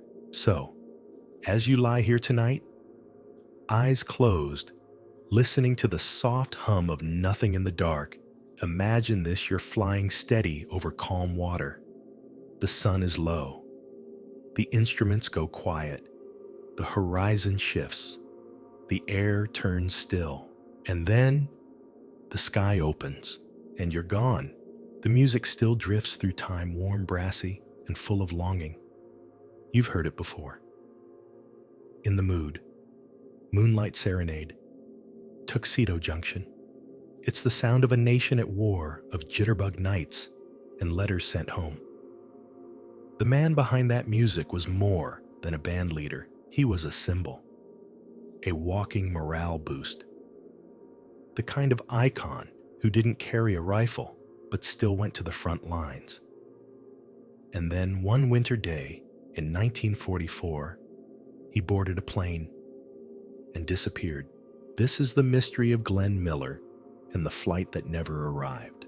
Major Alton Glenn Miller was at the peak of his career when he gave it all up to serve. He didn't have to go. He was in his 40s, wildly successful, and already adored by millions. But when the U.S. entered World War II, Miller volunteered to bring music to the troops. His goal: modernize military music, build a first-class orchestra, and bring swing across the Atlantic. And he did just that. He conducted hundreds of performances for soldiers, recorded broadcasts that reached Europe and Africa, and even created patriotic music to help boost Allied morale. His band became a vital part of the war effort, not with bullets, but with brass and rhythm. Then came December 15, 1944. Miller was scheduled to fly from England to newly liberated Paris, where his band was preparing to perform for the troops. He boarded a UC-64 Norseman, a single-engine utility aircraft, along with pilot Lieutenant John Morgan and another officer, Colonel Norman Basel. It was a short flight just over the English Channel. Routine. They never arrived. There was no distress call, no sightings, no crash site. One moment they were airborne, and the next, nothing. For weeks, the military held off announcing Miller's disappearance. When they finally did, the public was stunned. How could America's favorite band leader just vanish? The explanation offered was simple. The Norsemen likely encountered bad weather over the channel, iced over, and went down. Tragic but not uncommon. The channel in winter was notoriously unforgiving. But the more people looked into the case, the more questions emerged. For one, no wreckage was ever found.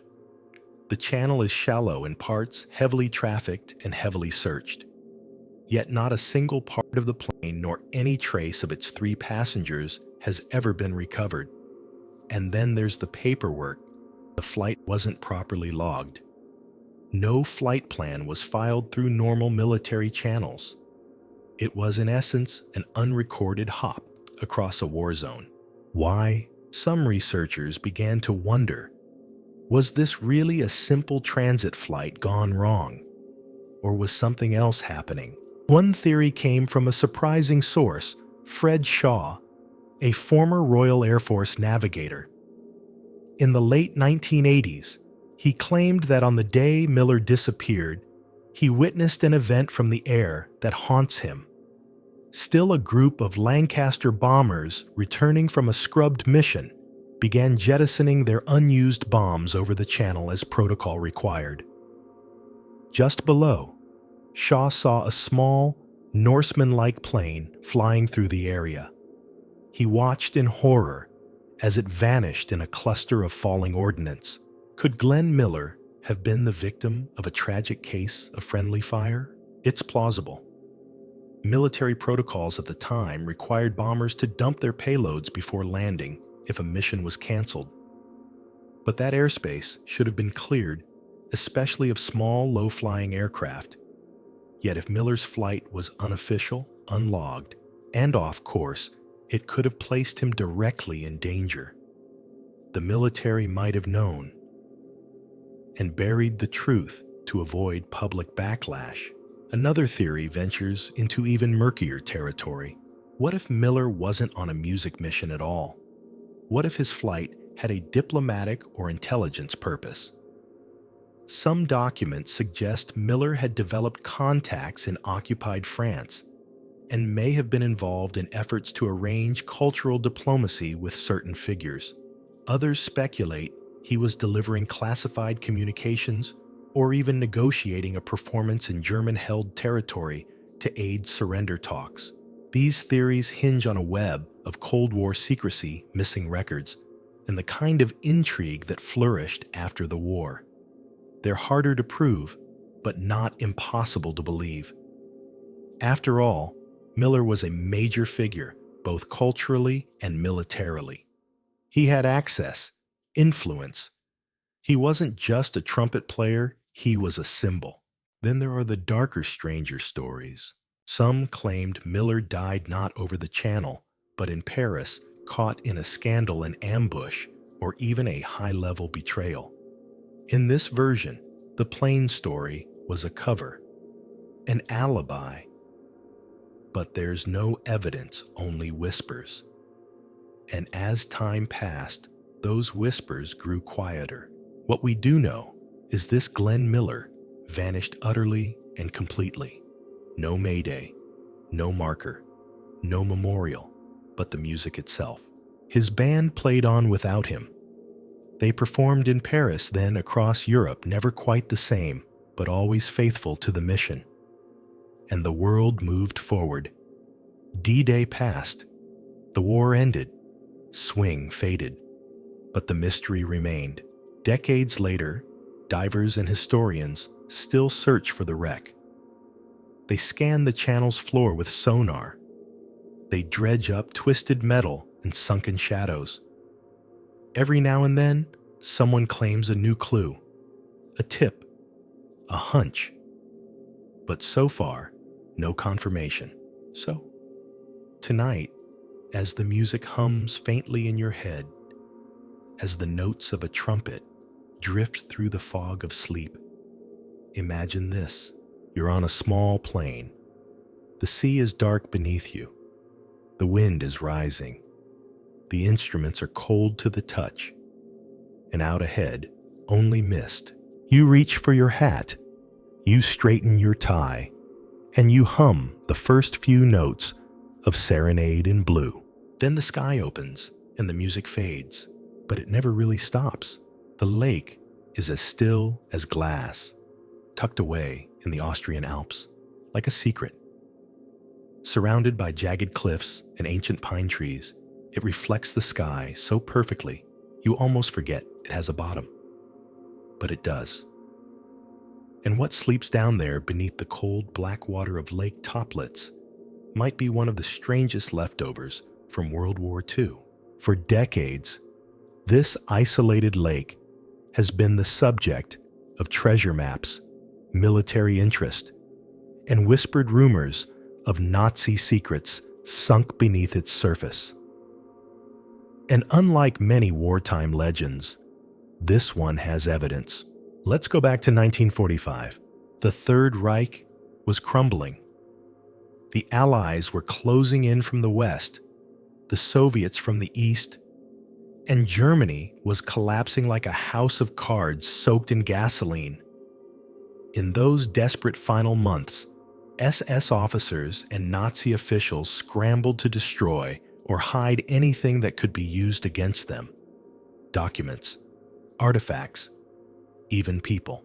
Lake Toplitz became one of those hiding places. Nestled deep within the Salzkammergut region of Austria, the lake was remote, narrow, and extremely deep, over 100 meters in places. But what made it truly special was its unique structure.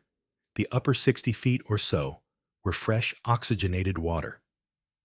Below that, anoxic brine, thick, salty, and completely devoid of oxygen, meaning that anything that sank into that lower layer wouldn't rot, wouldn't move, wouldn't decay. It would be preserved indefinitely, and someone knew that. In 1959, a group of divers made the first major discovery. With little more than rope and scuba tanks, they descended into the chilly darkness and pulled up boxes. Inside were perfectly forged British banknotes, millions of pounds worth, flawless in detail, so perfect they could have passed any test in circulation. This was the long-rumored Operation Bernhard, a Nazi plan to crash the British economy by flooding the market with counterfeit currency. The operation had employed skilled Jewish prisoners in concentration camps, forcing them to produce fake notes of such high quality they fooled experts. But by the time the war ended, most of the forged currency had vanished. Now at least part of it had been found resting at the bottom of Lake Toplitz. But that wasn't all. Other expeditions over the years have recovered SS uniforms, typewriters, sealed crates, even pieces of destroyed weapons, all tossed into the lake as the Reich unraveled. Yet despite these findings, much of the lake remains unexplored. Why? Because Lake Toplitz doesn't want to be explored. Beneath the tranquil surface is a nightmare for divers. Floating logs, remnants of 19th century timber, harvesting lurk like spears beneath the water. They hover suspended by the brine layer, waiting to impale anyone who slips.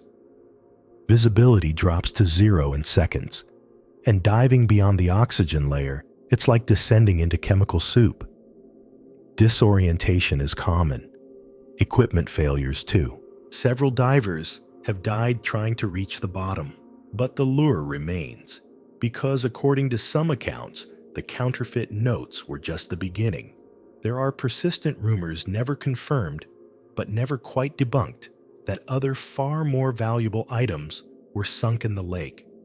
Gold, precious gems, even Nazi documents outlining secret experiments, escape plans, or lists of collaborators in Allied countries. Some believe Toplitz was a dumping ground for things the Nazis didn't want anyone to find. Others believe it was a vault. There's even talk, speculative but compelling, that one of the last convoys to reach the lake carried a truckload of stolen art. Pieces that had vanished from museums and private collections across Europe. Items still listed as missing to this day. If true, they could still be there, untouched, wrapped, waiting. The Austrian government has long restricted large-scale diving in Lake Toplitz. They cite environmental reasons, safety concerns, and the preservation of a natural monument. All valid. But to some, it feels like something else, protection. As if someone doesn't want the bottom of the lake disturbed too thoroughly.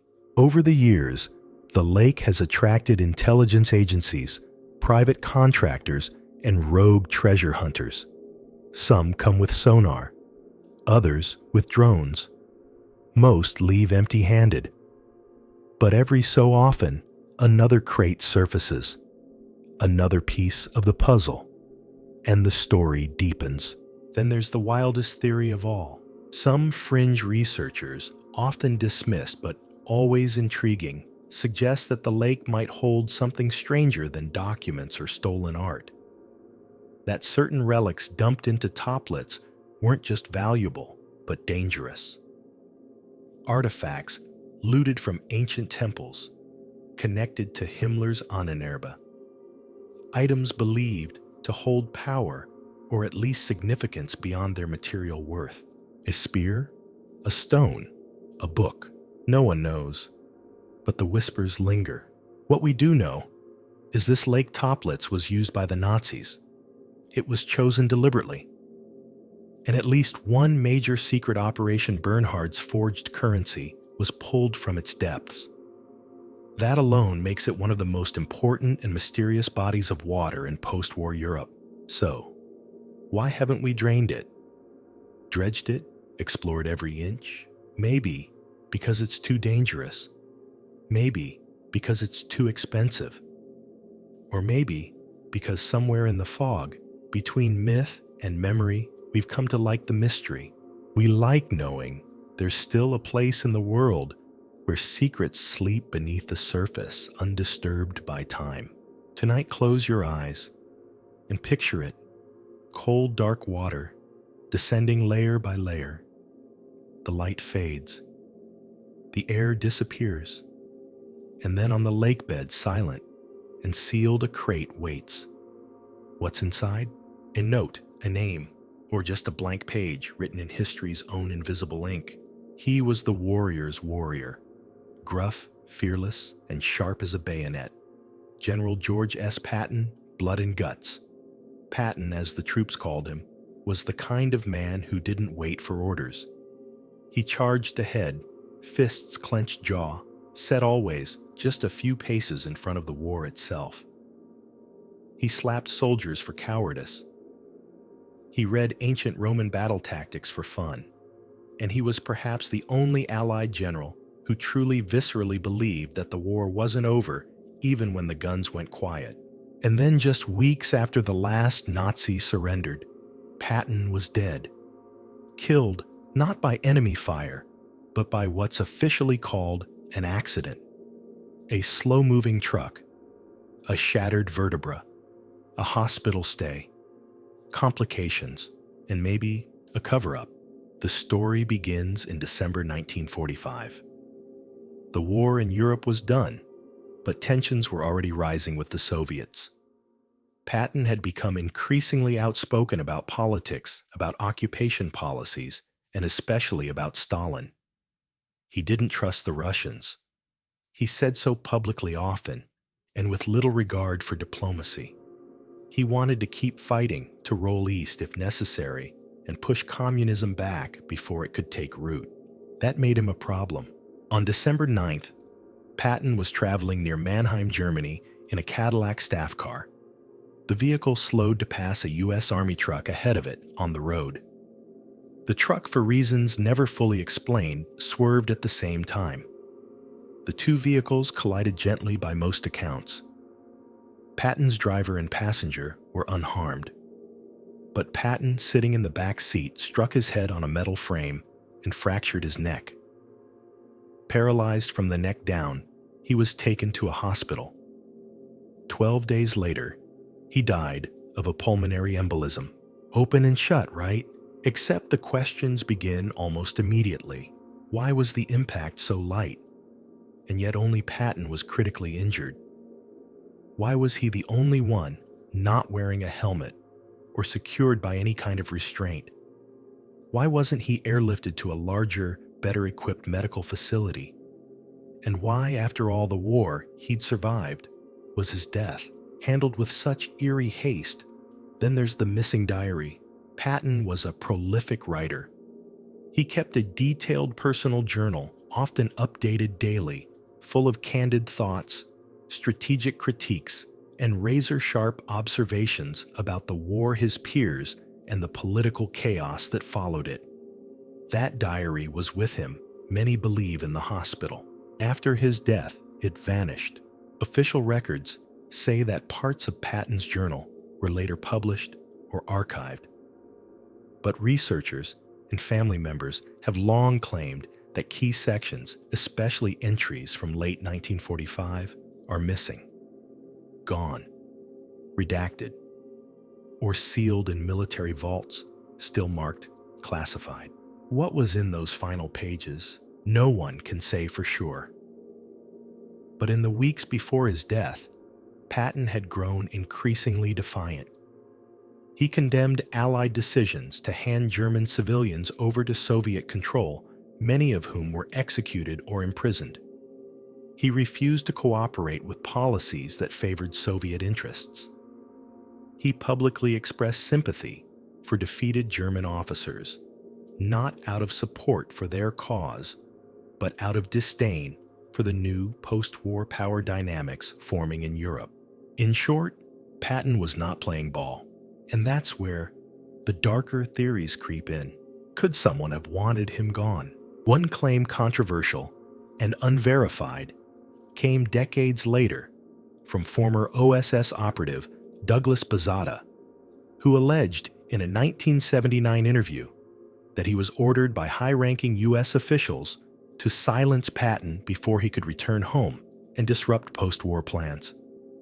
Bazata described a complicated assassination plot involving staged accidents and poisoning.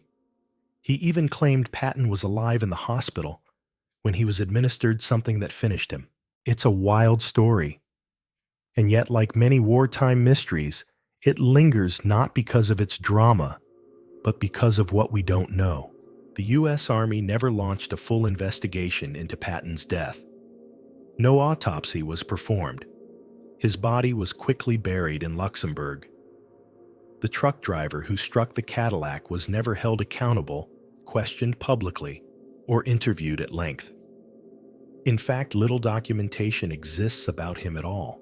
Just a name, just a shrug. And then there's the Cold War context. By 1946, just months after Patton's death, the alliance with the Soviets was cracking. Intelligence agencies were rebranding. Former Nazis were being quietly recruited in both East and West for their scientific and military expertise. The world was dividing once again, only this time into two camps that didn't wear uniforms. A man like Patton, loud, independent, and unwilling to play politics, might have been seen not as a hero, but as a threat. So the theory persists that his death wasn't accidental, but convenient. Was he silenced to protect fragile diplomatic arrangements, or to keep his words, his pen, his voice from disrupting the carefully managed narrative of post-war unity? No one can say. And that's what makes the mystery linger, like the echo of a boot on concrete. Today, Patton's grave rests among the soldiers he commanded in a simple plot in the American cemetery at Hamm, Luxembourg. He asked to be buried with his men, and his wish was honored. But what of the diary? What of the missing pages? Are they locked away in some musty file cabinet waiting to be declassified? Or were they destroyed, purposefully erased, like an inconvenient footnote. So much of Patton's life was loud, commanding, blunt. He didn't leave things unsaid, and yet in his death, there is only silence. A slow-moving truck, a broken neck, a diary that ends just before it should have gotten interesting. So tonight, as the room dims and the world softens, imagine the general still sitting in that Cadillac, staring out the window, muttering to himself about traitors' politics and cowardice, and then a jolt, metal on metal, and a story that stops 1 page too soon. The Belgian countryside was quiet that day in late 1944. The war was still raging, but here, near the town of Cortonville, things felt temporarily still. The snow hadn't fallen yet, but the air had that heavy winter-weight silence to it. Locals noticed something strange, a large aircraft gliding in low over the treetops, its engines sputtering. Not crashing, just descending. It wasn't being chased. It wasn't on fire. There was no dogfight, no sirens, no gunfire. Just a B-17 Flying Fortress, one of the workhorses of the Allied air fleet, gliding to a remarkably smooth landing in a farmer's field. And when soldiers approached the massive bomber to secure the crew, they found something so bizarre, so unsettling, that it became one of the strangest mysteries of World War II. The plane was completely empty. This is the story of the Phantom Fortress. The B-17, later identified by its serial number as belonging to the U.S. 8th Air Force, had apparently returned from a bombing run deep in Nazi territory. But there were no men on board. No pilot, no co-pilot, no gunners, no bombardier, no tail gunner, no radio operator, no one. And yet the engines were still running. The landing gear had been lowered. The plane had touched down with almost uncanny precision. It hadn't belly flopped or cartwheeled. It had landed like someone was guiding it. Inside, soldiers found flight jackets hung neatly on hooks, parachutes stowed, coffee and thermoses still warm. Even the navigation log was in place. Ammunition sat untouched in its racks. The radios worked. It was as though the crew had simply stepped out mid-flight. But there were no footprints in the snow, no signs of a hurried bailout, no open hatches or emergency signals, just silence. Eventually, military investigators determined that the aircraft had been on a mission over Germany. Enemy fire had apparently damaged the plane during the bombing run. Communications were garbled, and then radio silence. But that still didn't explain what happened next. Flight records showed the bomber should have gone down hundreds of miles away. Its fuel levels indicated it had flown far longer than anticipated, and the fact that it landed at all without crashing baffled everyone. In time, the U.S. Army Air Forces were able to contact the actual crew. They had bailed out hours earlier over the channel, believing the plane wouldn't make it. All of them survived. They assumed the plane had crashed into the sea. So how did the bomber keep flying? The best guess is that the plane damaged, but still functional, continued on autopilot. The B-17 had a relatively primitive system, but under the right conditions, it could maintain altitude and heading. If the throttle had been locked in place, and if the controls hadn't been too badly damaged, the plane could have simply kept going. But landing with the gear down, that's another level entirely. Some theorize that the landing gear was lowered before the crew bailed out in preparation for a water landing that never happened. That might explain it. Maybe. But it doesn't explain the eerie precision of the landing or the uncanny calmness of the scene inside. There were no signs of panic, no last-minute rush, no torn seatbelts or scuffed metal. It looked like the crew had just vanished. And of course, the whispers began. Was it haunted? Some soldiers, years later, would tell stories of strange feelings in that field of climbing into the cockpit and sensing they weren't alone. One sergeant swore he heard boots walking behind him on the fuselage only to turn around and find it empty. Others described a sense of deep cold that seemed to settle over the plane no matter the weather. One local villager, a young girl at the time, claimed she saw silhouettes in the windows as the bomber came down, people still inside, unmoving. But when the soldiers opened the doors, there was no one. Were they ghosts? Was the plane somehow caught in a moment? A time bubble looping back to a landing that never should have happened. The military took the aircraft apart piece by piece, transporting it for further inspection.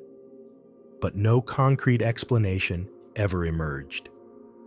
The files, such as they were sparse. Just a brief report, a few black and white photos, and a sense that the less said, the better. It's not the only case either. There have been scattered reports throughout the war, mostly buried in forgotten field logs of aircraft, seen flying with no one inside, of bombers trailing formations long after they were supposed to be gone, of fighter planes found crashed in remote locations with no sign of pilots or parachutes.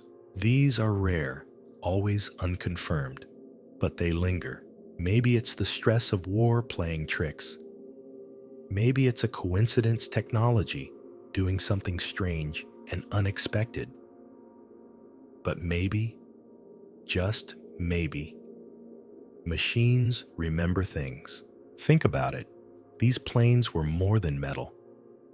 They were the home, the shield, the partner to every man who flew them. Some got names: Memphis Belle, Enola, Gay, Shoe, Shoe Baby, painted with pin-up girls, shark teeth, or messages to the enemy. Crews spoke to them, blessed them, patted the dashboard before takeoff. And sometimes, they came back alone. It's tempting to romanticize it, to say that the plane was so loyal, it flew itself home. But there's something eerie about that image too. A cockpit filled with absence, engines humming, instruments glowing, no hands on the controls, just memory. Today, that field in Belgium is just farmland again. No plaque, no wreckage, no mention in most history books. But for those who were there for the soldiers who watched a silent bomber touch down without a soul on board, it was something they never forgot. Not because of what they saw, but because of what they didn't. So tonight, imagine standing in that field. The wind is calm. You hear a distant hum. And out of the sky, with no lights, no radio, and no crew, comes a bomber, gliding, flawless, empty, and the door opens to nothing. It was a cold October night in 1943 when something impossible happened in the Philadelphia Naval Shipyard. At least that's how the story goes. Sailors whispered about it for years afterward, something involving a destroyer, escort, top-secret technology, and a vanishing act that defied every known law of physics. They call it the Philadelphia Experiment. The ship at the center of the story was the USS Eldridge, a relatively new Cannon-class destroyer escort outfitted for anti-submarine warfare.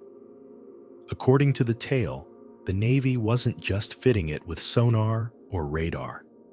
They were testing something more exotic, something that would make the ship invisible. Not to radar, not to the eye of the enemy, but to everything. The story first surfaced in 1955 when a man named Carl M. Allen, writing under the name Carlos Allende, sent a series of letters to author and astronomer Morris K. Jessup. In these letters, Allende described an experiment he claimed to have witnessed firsthand. The Navy, he said, had succeeded in creating a form of electromagnetic cloaking. They had used massive Tesla coils, powerful generators, and precise field manipulation to bend light and possibly space around the Eldridge, and it worked. According to the letters, on October 28, 1943, the Eldridge was surrounded by a greenish-blue haze. Moments later, it disappeared, not just from sight, but from radar, from all instruments. For a few seconds, or perhaps minutes, the ship simply ceased to be. Then, just as suddenly, it reappeared in the same spot, or maybe not. Some accounts claim the Eldridge was spotted hundreds of miles away, briefly appearing near Norfolk, Virginia, before vanishing again and returning to Philadelphia. This gave rise to the most disturbing claim of all, that the experiment wasn't just about invisibility. It had inadvertently opened some kind of rift in space or time, and the cost? Horrific. The sailors aboard the Eldridge said the story were changed. Some were disoriented, others violently ill. A few had reportedly burst into flames. But the strangest and most disturbing details describe crew members fused to the ship itself, arms or legs embedded in bulkheads, chests melded with steel, as if they'd been caught halfway between dimensions when the field collapsed. Some supposedly vanished entirely. Others, it said, never fully returned, not mentally at least. They wandered, aimlessly, stared into space, babbled nonsense. In some versions, they phased, briefly vanishing and reappearing like flickering candles in the dark. Officially, of course, the Navy has always denied that any such experiment took place. They say the Eldridge was nowhere near Philadelphia at the time, and that its deck logs prove it. The ship itself, they say, had standard technology, nothing unusual. But the denials have never stopped the story. Conspiracy theorists point to inconsistencies in the logs, gaps, unexplained movements. And then there's the strange fate of Morris K. Jessup, the man who received Allende's letters. In 1959, Jessup was found dead in his car, carbon monoxide poisoning, ruled a suicide. But those who knew him said he was in good spirits, excited about his research, and not the type to give up. He was, however, deeply troubled by the letters and by the fact that the U.S. Navy reprinted a private copy of his book, The Case for the UFO, filled with handwritten annotations believed to be Allende's. Why would they bother unless something in those scribbled margins was of interest? The Eldridge, meanwhile, continued its service until the 1950s, when it was transferred to the Greek Navy and renamed the Leon. It was eventually decommissioned and scrapped in the 1990s. Tourists and researchers who saw the ship in its final years reported nothing unusual. No weird energy signatures, no fused bulkheads, no ghosts walking the deck, but the legend endured. What makes the Philadelphia experiment so compelling is that it sits at the crossroads of science fiction and genuine wartime secrecy. The 1940s were a hotbed of radical experimentation. Tesla's theories about wireless energy and field manipulation had been around for decades. Einstein was working on unified field theory, and the military was hungry for any edge, no matter how far-fetched. Invisibility, teleportation, time travel. These ideas weren't just for pulp magazines. They were being explored in the lab quietly and often without full understanding of the risks. Could the Eldridge have been part of such a test? Not to vanish entirely, perhaps, but to bend, light reduce radar signature, or experiment with magnetic fields. It's not impossible. Magnetic degaussing was a known practice during the war, used to protect ships from magnetic mines. It involved running electric cables around a hull, an eerie echo of the story's details. So maybe something did happen, something unintended, something covered up, not out of malice, but out of embarrassment, or maybe something deeper. The fringe theories go further still. Some believe the experiment created a permanent rift, an open wound in space-time, that sailors caught in the field became something else, that the Eldridge didn't just disappear, it went somewhere and came back. Not quite right. A few even tie it to the Montauk Project, a supposed series of government experiments in mind control and time manipulation conducted decades later on Long Island. In those accounts, the Philadelphia experiment was merely the first step, a prototype for something far more terrifying.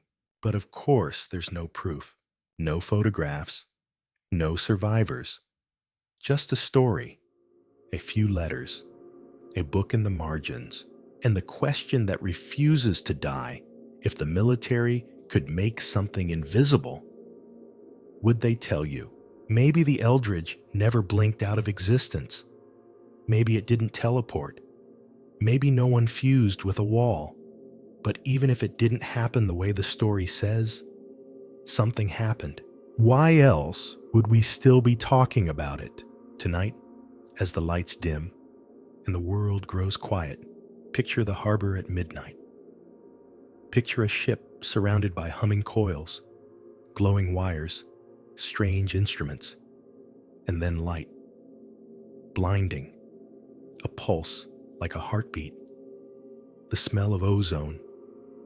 And silence. And when the smoke clears, nothing.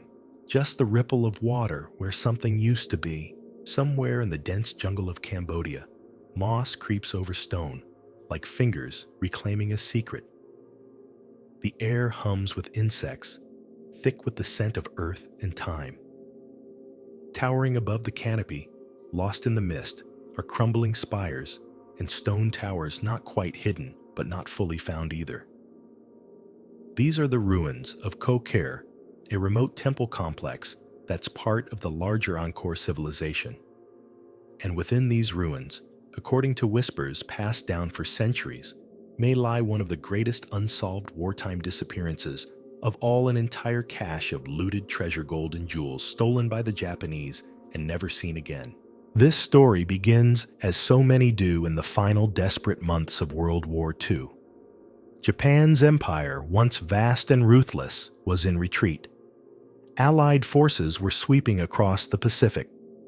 In Burma, Thailand, and French Indochina, Japanese troops were moving fast not just to fight but to hide. According to multiple Southeast Asian sources and Allied intelligence intercepts, Japanese convoys were spotted moving heavy shipments into the Cambodian jungle in mid-1945. Not just weapons or food supplies, crates sealed and reinforced, guarded with extreme secrecy. These weren't standard supply runs. They didn't follow known routes, and they didn't come back. The Japanese called it Golden Lily, an operation not officially acknowledged for decades. Directed by Prince Yasuhito Chichibu, a member of the Japanese imperial family, Golden Lily was a top-secret looting initiative. Throughout their conquests across Asia, Japanese forces systematically stripped banks, temples, museums, and private estates. Gold bars, jade statues, priceless relics, artwork, and in the chaos of retreat, they needed to stash it. One possible hiding place, Kokare, long abandoned, overgrown, and miles from any main road, Kokare was the perfect location, remote, sacred, and built like a fortress. Its main pyramid, Prasat Tom, is a 7-tiered ziggurat of stone that predates Angkor Wat. Deep within its foundations are hidden chambers and collapsed tunnels, many still unexplored. And here's where things get strange. In 1952, a Cambodian villager claimed to have stumbled upon a sealed stone vault while hunting near the complex. He described an iron door covered in Japanese characters, partially buried beneath vines. When he returned with help days later, it was gone. No door, No disturbance, just untouched jungle floor. Was he mistaken? Hallucinating? Or had something come back to reclaim what had been hidden? During the Vietnam War, American and Vietnamese intelligence both recorded unusual troop movements near the Cambodian border not associated with the conflict at hand. Satellite imagery from the 1970s shows cleared paths and unnatural straight lines in parts of the Kokare area, though the jungle has since swallowed them again. In the 1990s, after the fall of the Khmer Rouge and the reopening of Cambodia to foreign researchers, new expeditions began. Archaeologists found signs of recent disturbance in parts of the complex, displaced stones, collapsed passageways, and one particularly intriguing discovery: a rusted, corroded crate buried in a shallow trench containing Japanese WW2 era medical supplies. No gold, no jade, but a clue. And more than that, a question: why would Japanese field medics have been in Kokare at all? Most historical maps don't place any wartime hospitals there. No field bases, no encampments. But if the Golden Lily operation had identified Kokare as a cache site, it would make sense to bring support personnel, people to build, to bury, to guard, and to vanish. Cambodian locals still speak of a cursed vault deep beneath the pyramid, a place where the air grows cold and machines stop working. Some say they've seen men in black uniforms walking the jungle at night, men who leave no footprints and disappear when followed. Others tell stories of villagers who tried to dig into sealed passages and never returned. Are these just legends? Maybe.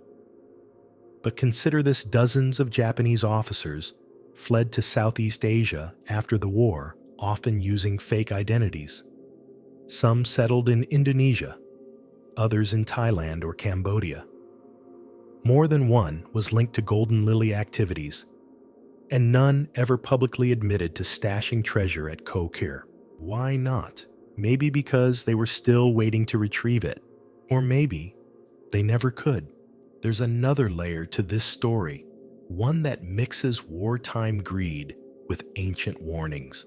Kokare wasn't just a military cache site. It was a religious center, a royal city built in the 10th century. And its builders left behind curses carved into stone, hidden in the masonry. Texts that speak of those who take what is not theirs being swallowed by the earth and lost to time. Even during the Angkorian era, Kokare was considered dangerous, powerful. And when the Japanese arrived, they may have sensed it too. Some accounts describe soldiers refusing to enter certain chambers. Others speak of crates being sealed with more than just nails, blood rites, symbols carved into the lids. Buddhist and Shinto talismans used together as if trying to appease something older than either religion. Is it superstition? Wartime anxiety? Or did they know they were burying not just treasure, but something they were afraid might follow them? Today, Kokare is a tourist site, though far less visited than its famous cousin Angkor Wat. But much of it remains off limits, not because of ghosts, because of landmines. The area was heavily mined during Cambodia's civil wars, and even with modern clearance efforts, huge swaths of jungle are still too dangerous to explore. In other words, the perfect place to hide something no one's supposed to find. So if you go there now, if you stand in the shadow of the pyramid, listening to the calls of unseen birds and the soft hiss of the wind, you might feel it. The weight of time, of memory, of something just beneath your feet. Gold, maybe. But also a war that never quite ended, a secret not yet unearthed, and the whisper of boots long gone, still echoing in the stone. It was one of the strangest missions of World War II, and it didn't involve tanks or planes or any army at all. It was a quiet operation, set deep in the heart of Germany, involving a castle, a battalion of defecting soldiers, a handful of American troops, and one imprisoned French tennis champion. Oh, and a Nazi general who decided at the last possible moment to switch sides. It sounds like fiction. It wasn't. This is the battle for Castle Itter, and it's often called the only time in the entire war that Americans and Germans fought side by side against the SS. Let's set the scene. The war was nearly over. It was May 1945. Hitler was dead. Berlin was falling. But in the Alps of Western Austria, chaos still reigned. Some SS units refused to surrender. Civilians fled in all directions, and in the middle of it all sat Itter Castle, a 13th century fortress turned Nazi prison. But this wasn't just any prison. Itter held some of the highest profile French political prisoners of the entire war. Former prime ministers, military generals, academics, even Charles de Gaulle's sister. They'd been taken by the Nazis not for military reasons, but as bargaining chips, hostages, insurance.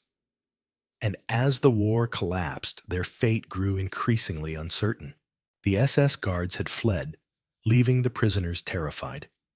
Rumors swirled that rogue Nazi units were sweeping the countryside looking for hostages to execute before the Allies arrived. The prisoners, many of them sick, elderly, or completely unarmed, knew they wouldn't survive without help. So they did something unexpected. They sent out one of their own, a former tennis star named Jean Barotra, to seek help. Barotra escaped the castle, dodged SS patrols, and found an unlikely ally, Major Josef Gangl, a German Wehrmacht officer who had secretly turned against the Nazis. Gangl knew the war was lost. He had already begun helping local Austrians resist SS rule. When Barotra explained the situation, Gangl agreed to help, but he didn't have the manpower to defend the castle on his own. So he did something even more unlikely. He asked the Americans for help, and the Americans said yes. Specifically, a small U.S. reconnaissance unit, led by Captain John C. Jack Lee Jr., an armored division officer who had been preparing to push further into Germany. When Lee learned about the prisoners and the approaching SS forces, he took immediate action, despite having only a single Sherman tank and a handful of men at his disposal. Together, Gangl and Lee formed a hasty alliance.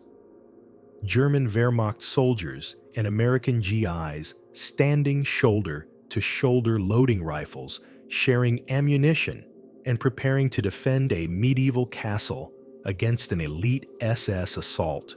It was one of the most surreal images of the entire war. When the SS attacked early in the morning of May 5th, the defenders were ready. They'd fortified the castle walls, set up sniper positions, and braced themselves. The attackers numbered over 100 far, outgunning the defenders. But the castle was strong. And its defenders, despite coming from opposite sides of a world war, fought with fierce determination. Inside, the French prisoners, many of whom had been politicians, grabbed weapons and joined the fight. Arguments about post-war France were shelved. Left and right, monarchist and Republican stood side by side. One of them, former Prime Minister Paul Reynaud, used a pistol. Another acted as a spotter for American riflemen. The lone Sherman tank, nicknamed Besotten Jenny, was positioned at the castle gate, serving as both shield and gunner's nest. It took heavy fire and was eventually disabled, but not before helping repel the first waves of SS attackers. Throughout the morning and into the afternoon, the defenders held their ground.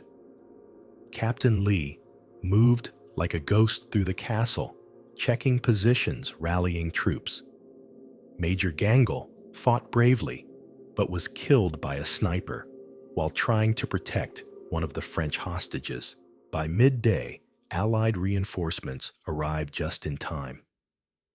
The SS attackers caught between castle defenders and the approaching American force fled or surrendered.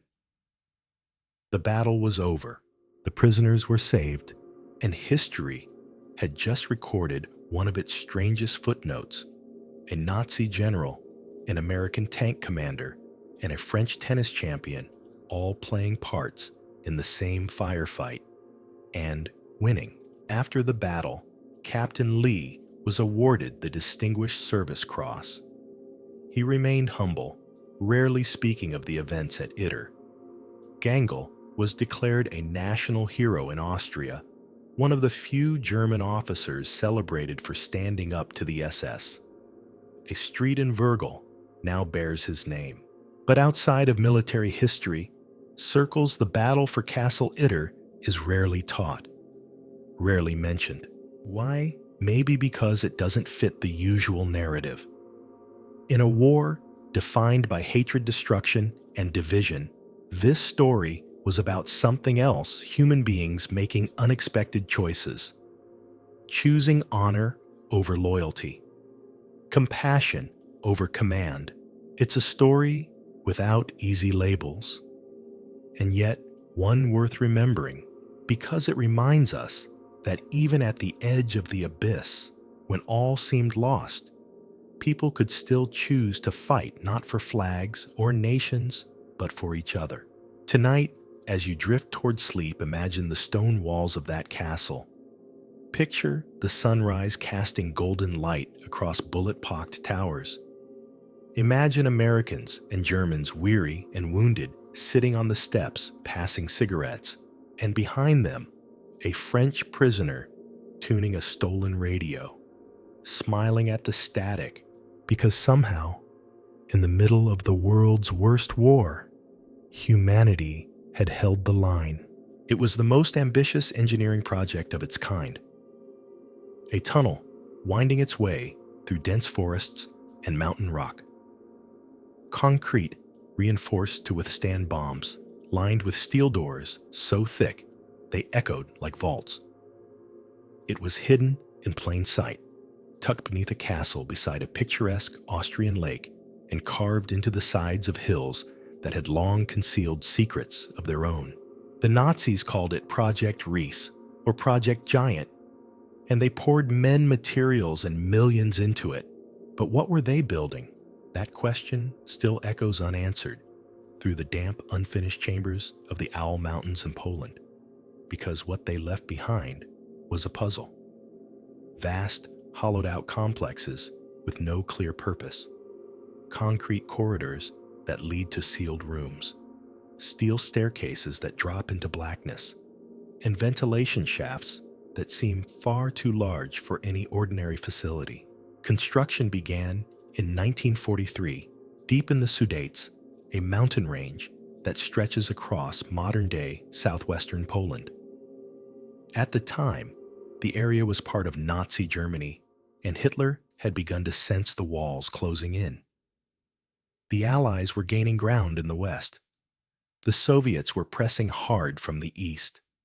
And Hitler, paranoid, isolated, and increasingly obsessed with his own survival, ordered a network of underground bunkers and facilities to be built, hidden from bombing raids and enemy reconnaissance. The complex was enormous in scale. 7 major sites, some beneath the Książ Castle, others beneath mountains and forests, linked by tunnels and rumored to stretch for miles. Construction was carried out primarily by forced labor prisoners of war Jews and political detainees from nearby concentration camps like Gross Rosen. Conditions were brutal. The tunnels were dug with minimal equipment under constant threat of collapse. Hundreds, perhaps thousands, died in the process, buried beneath rock and concrete, their bodies never recovered. The survivors were silenced by fear or killed to preserve secrecy. But here's where the mystery deepens. Despite the colossal effort and resources, Project Risa was never finished.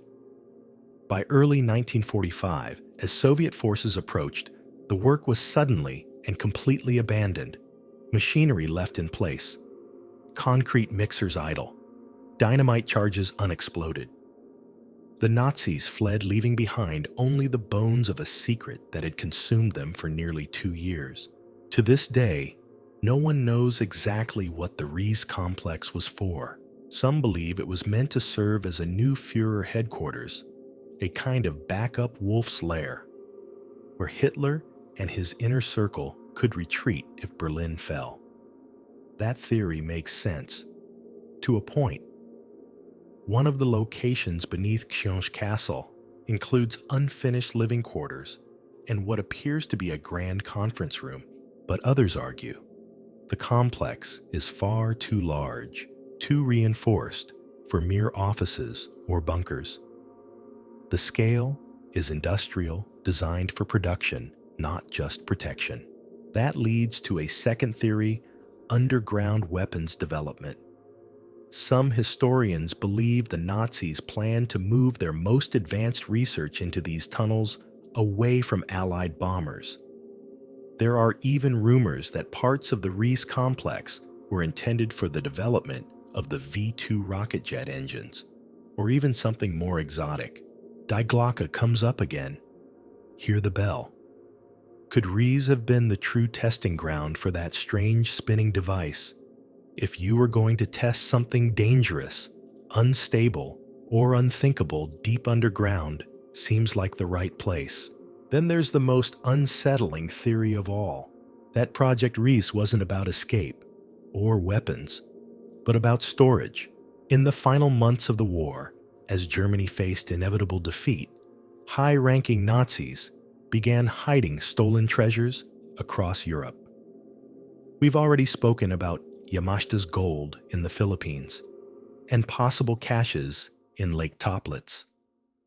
But some believe Ries was meant to be a vault, not for gold bars or artwork, but for documents, records, evidence.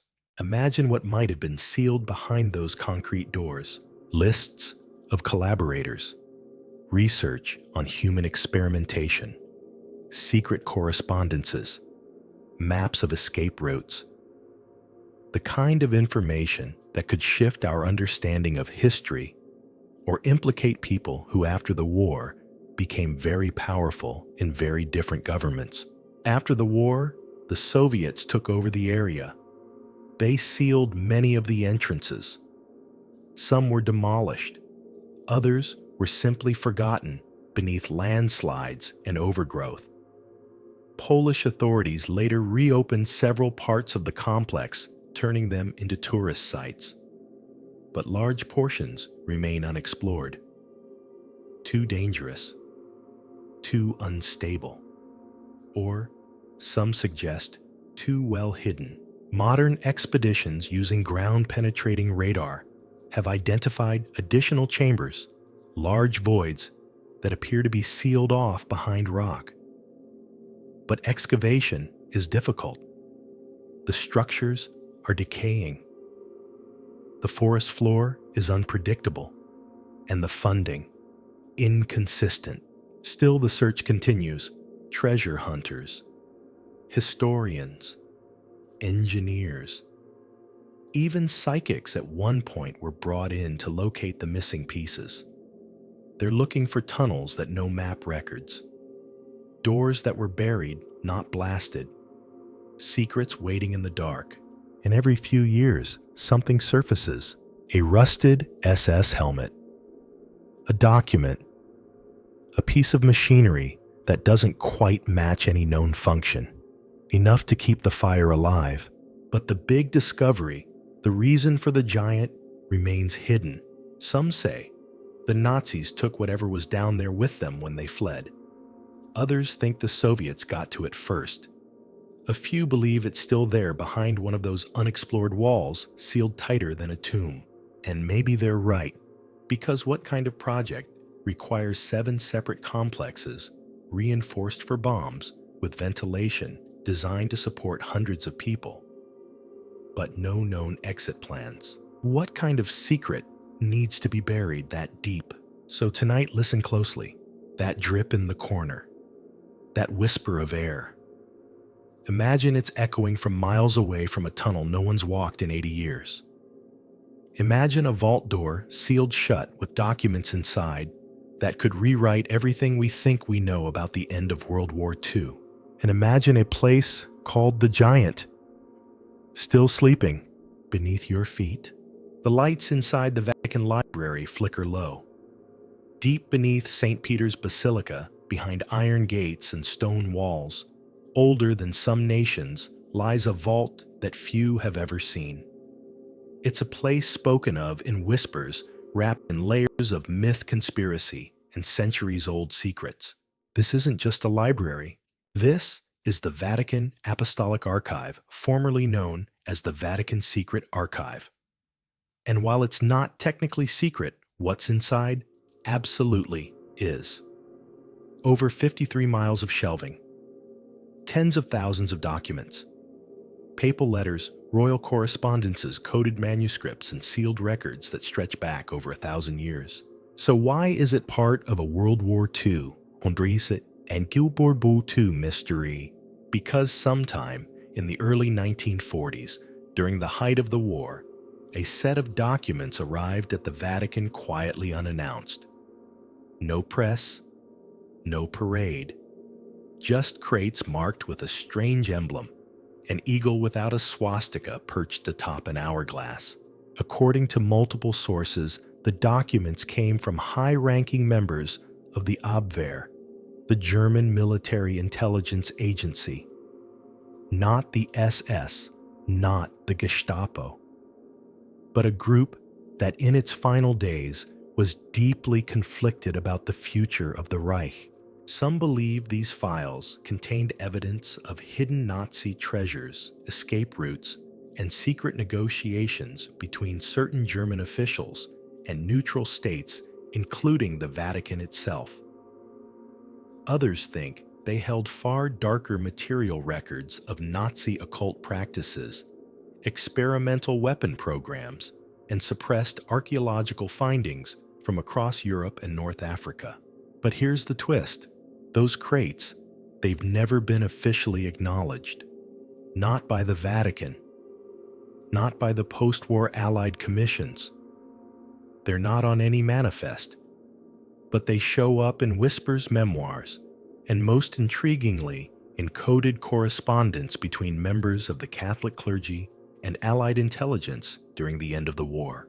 In one such letter, later declassified, a British officer notes that certain files are being safeguarded in the archivum beyond public review at the behest of His Holiness. The files, he notes, are of German origin, with implications both political and theological. Political and theological. What does that mean? Let's step back. During World War II, the Vatican was officially neutral, but that neutrality was far from passive. Behind the scenes, Vatican officials played a high-stakes game, negotiating with both Allied and Axis powers, protecting refugees, and attempting to preserve the Church's influence in a post-war world. And during this period, the Vatican received visitors from every side: German officers, Italian partisans, Allied spies. Many of them came with offers or warnings or yes documents. Some suggest that certain Nazi officials, realizing the war was lost, attempted to curry favor or secure safety by providing the Church with secrets. Proof of atrocities, names of collaborators, maps to hidden caches, or stranger things, still evidence of rituals, research, and experiments so blasphemous that even the Nazis feared they'd be misunderstood. If that's true, then the Vatican may possess one of the most explosive collections of WW2 records on Earth.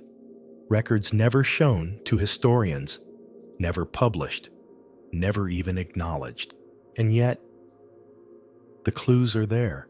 In 1965, a Vatican librarian reported seeing an unusual collection labeled Sonderakte 212A, German, for Special File 212A. It wasn't part of any catalog. It required 2 cardinals to access, and within it, he claimed were files with Nazi insignia reports from field agents and handwritten marginalia in Latin and Gothic script. When asked later, he said only, "It contained things I wish I had never read." He died 2 years later in what was ruled a heart attack. Still, why would the Vatican keep such materials hidden? Maybe because they weren't just about war.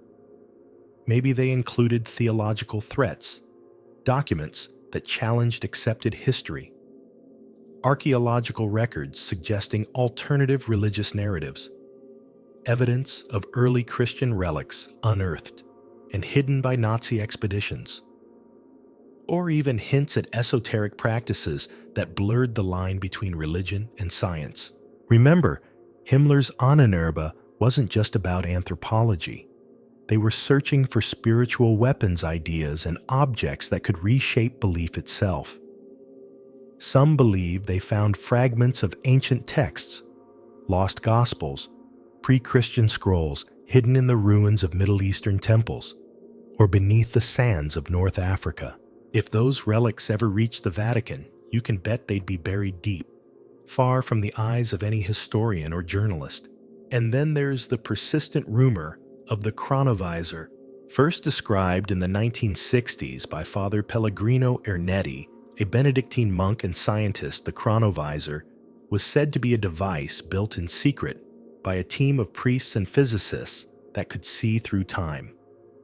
Not physically, but visually, like a television tuned to the past.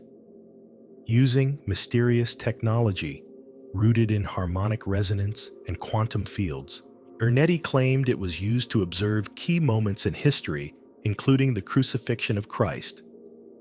And while the story sounds absurd, some tie it back to documents allegedly hidden during WW2's feud files recovered from Nazi archives, detailing temporal harmonics and etheric imaging. If that technology existed, even in theory, it would make the Vatican archive one of the most valuable and dangerous collections in the world. Of course, none of this has ever been confirmed. The Vatican denies holding anything related to Nazi treasure occult research or time-viewing technology. They say their archive is strictly historical, with limited access granted only to qualified scholars. And yet, for over 80 years, no one has seen those crates. No one outside the highest ranks of the Church has ever opened Sonderakte 212a, and the silence speaks volumes.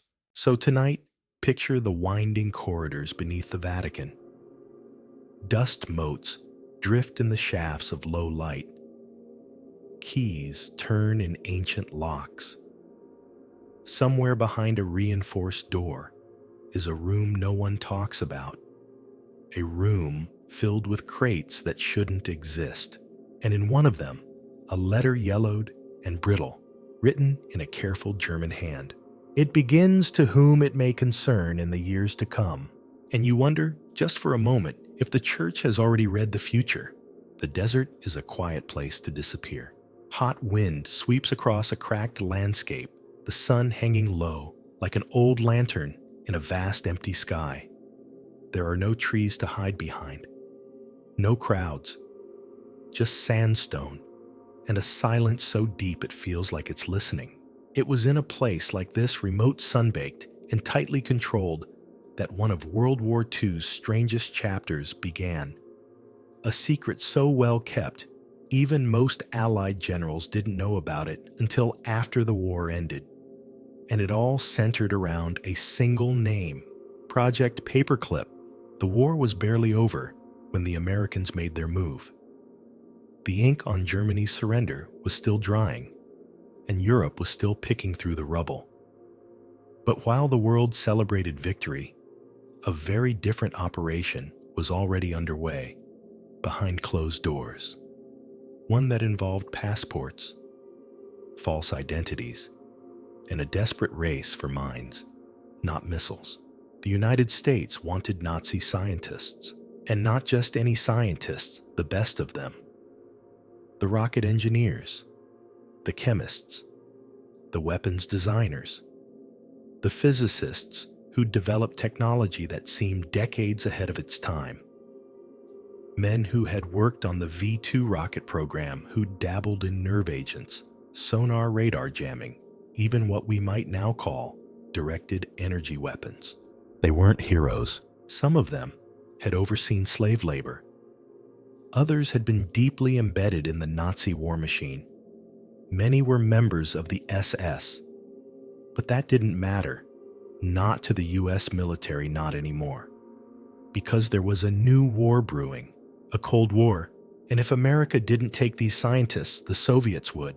Thus was born Operation Paperclip, a secret US intelligence program designed to identify, recruit, and extract Nazi scientists before they could fall into Soviet hands. The name came from the paperclips that American officers used to mark the dossiers of German personnel they wanted to bring over. Simple, quiet, ruthless.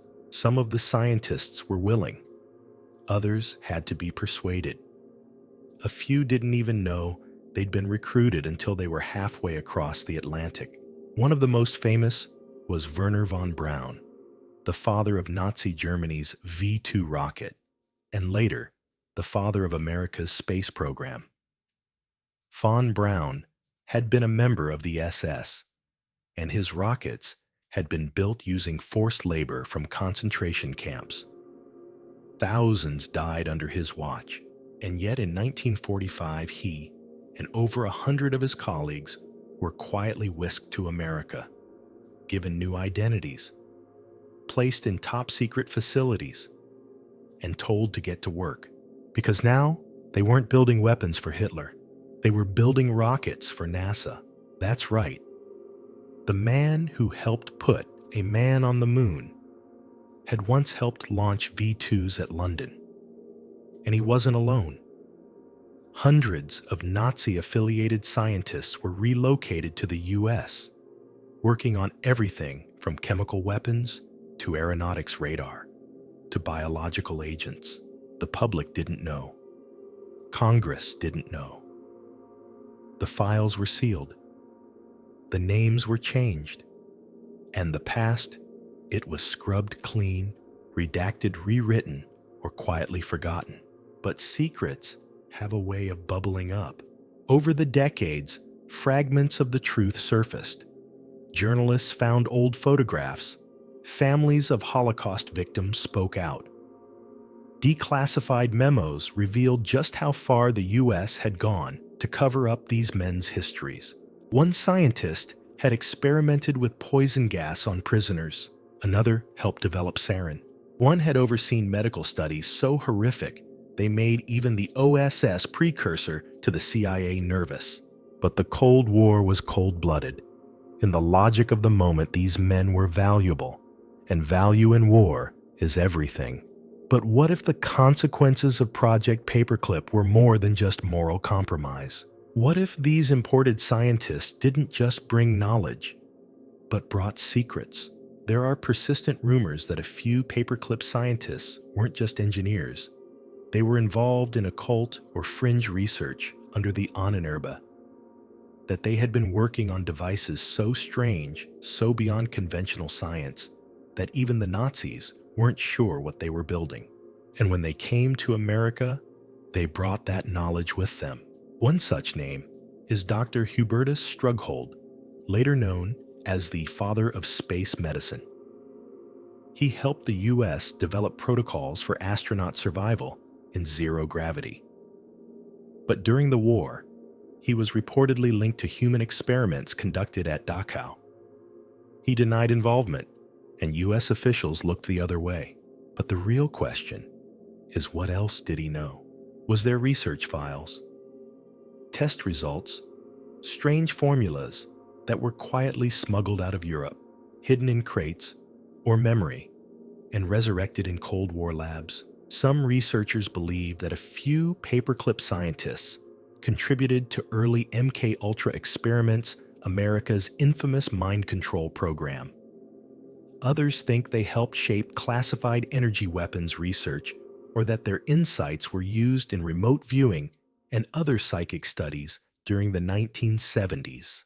There's even a theory, whispered but persistent, that a device similar to the legendary Nazi Die Glock was tested at a U.S. military base in the Southwest. A spinning bell, strange radiation, high-frequency noise, effects on nearby electronics, a gravity anomaly. No one can prove it.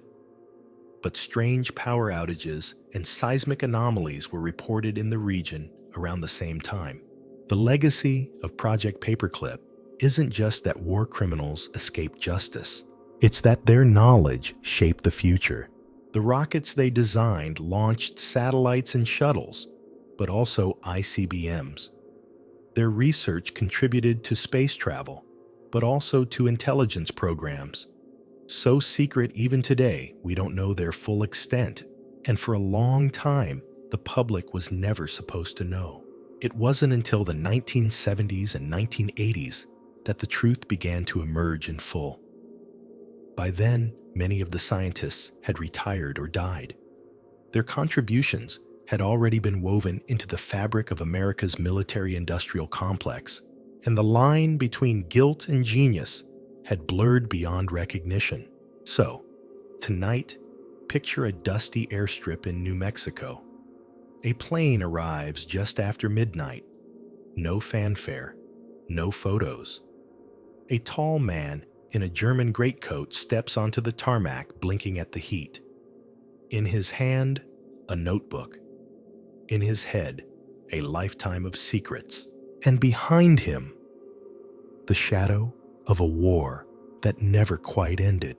The mine was buried deep in the Hartz Mountains, an unassuming place on the surface, nestled in a region known more for its forests and fairy tale towns than military operations. But beneath the soil, beyond the ore and dust, was something far stranger. Something the Nazis were desperate to protect. Something so valuable that Allied soldiers, after capturing the site, couldn't believe what they'd found. This is the story of the Merkers Salt Mine, and the day American troops uncovered what might be the most unbelievable stash of stolen wealth and wartime secrets ever hidden in plain sight. It was April 1945. The Third Reich was in its death throes, but still dangerous. German forces were retreating, blowing up bridges, burning records, hiding anything they didn't want to fall into Allied hands.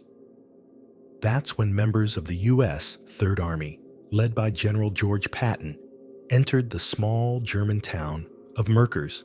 Local civilians seemed nervous. Too nervous.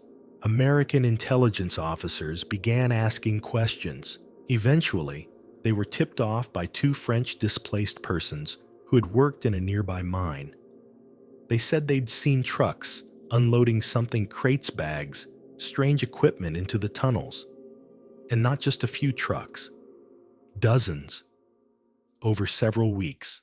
What the Americans found 2,000 feet underground was staggering.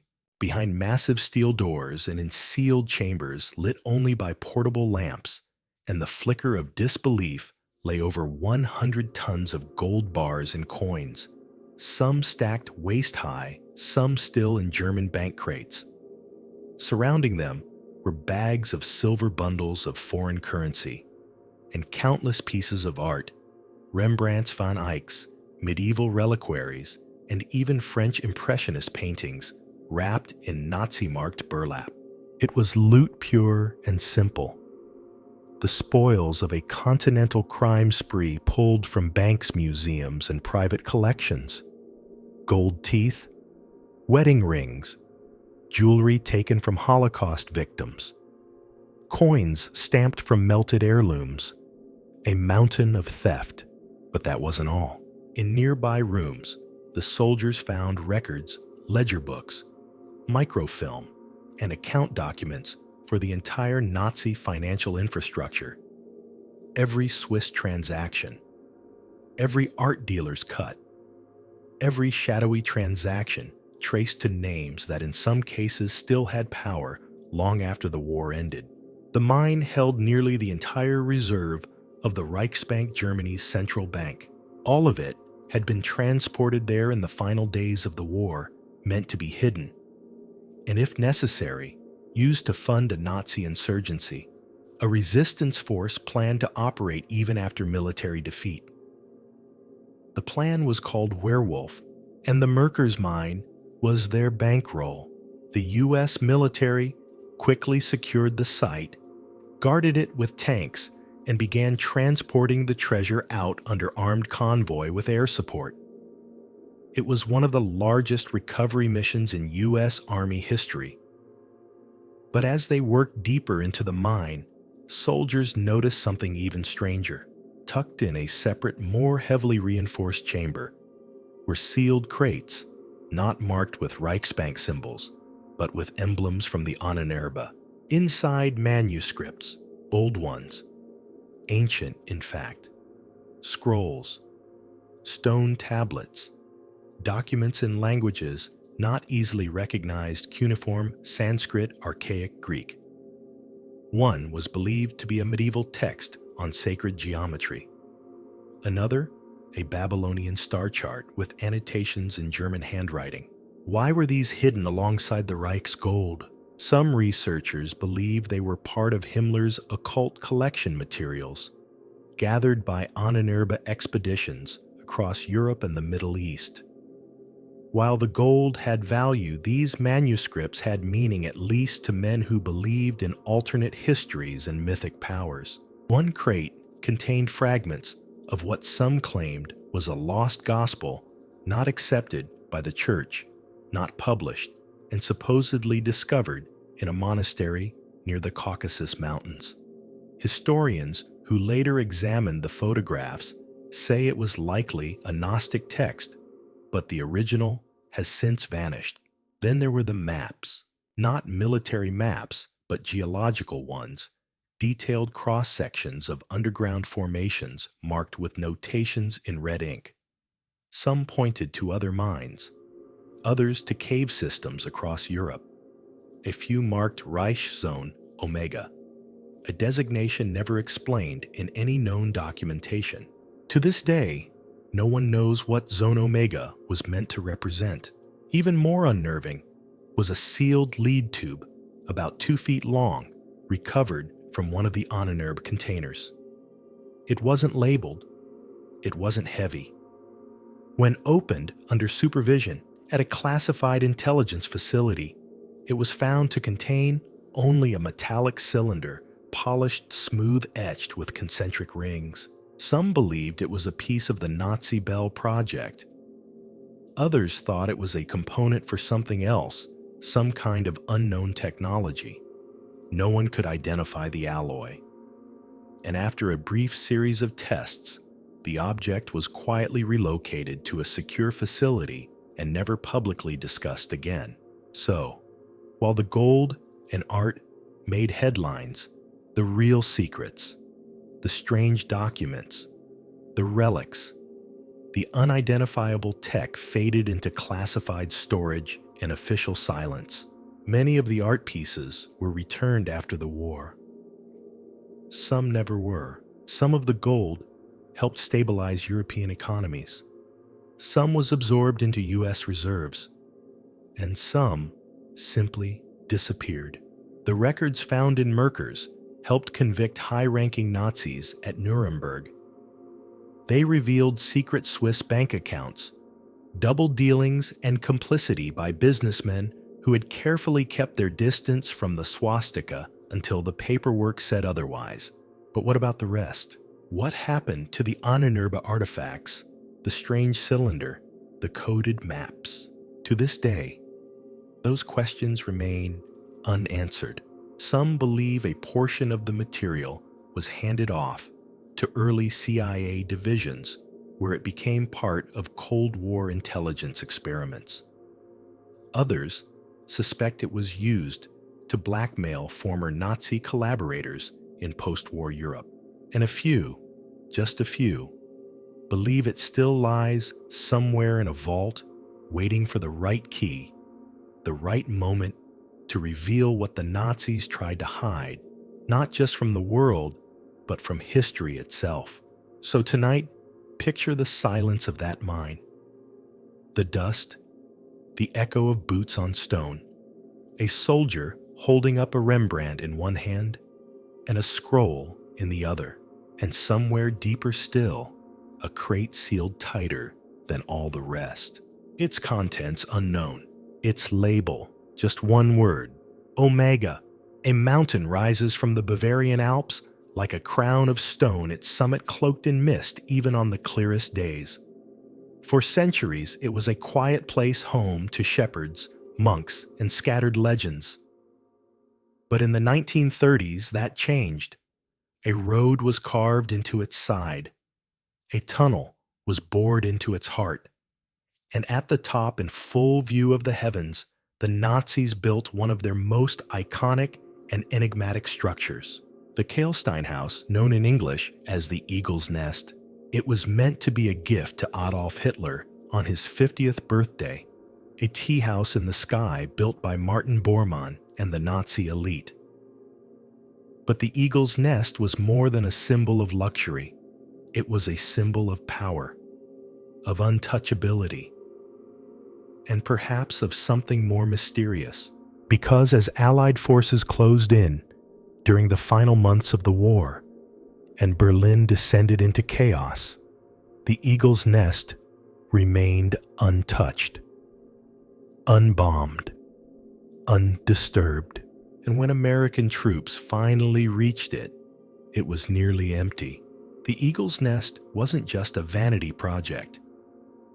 It was part of a larger complex in the Obersalzberg region, which included underground bunkers, intelligence centers, and SS command buildings. Hitler's actual residence, the Berghof, was lower on the mountain and linked to the Eagle's Nest by tunnel and tram. But what caught the attention of intelligence officers wasn't the architecture. It was what wasn't there. No archives, no private papers, no files from the Nazi high command. And yet those things had been there months before. Eyewitness accounts from captured Nazi officials mentioned entire rooms at the Berghof, an Eagle's Nest filled with documents, correspondences between high-ranking Nazi and industrial leaders, personal diaries, and most tantalizingly, files labeled alternative technologies, gone. Some believed they'd been moved by Martin Bormann in the final weeks of the war, spirited away through the underground tunnel network that honeycombed the Obersalzberg region. These weren't just wine cellars and escape routes.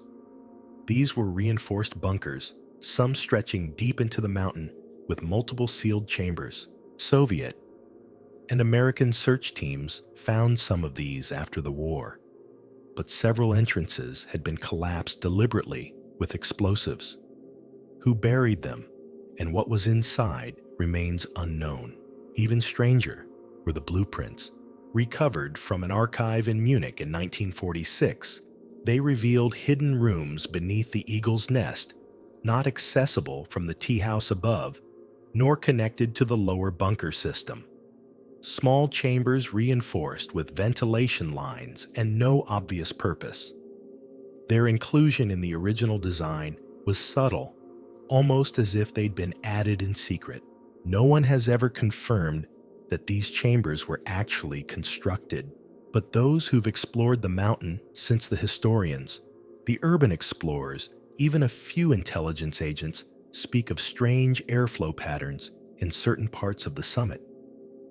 Cold drafts where there should be insulation, the sound of hollow space when tapping stone walls. And then there's the fireplace, one of the only remaining original features in the Eagle's Nest is a large ornate fireplace gifted to Hitler by Mussolini, carved from red Italian marble. Visitors walk past it every day, but some believe it hides something more. The base is unusually thick.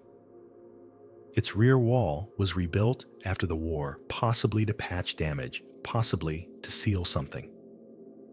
In 1960, during a maintenance survey, workers discovered a narrow crawl space behind it. too small to enter, filled with rubble and broken rock. The opening was resealed, and no further investigation was allowed. The official explanation: structural stability. Unofficially, they weren't sure what was behind it.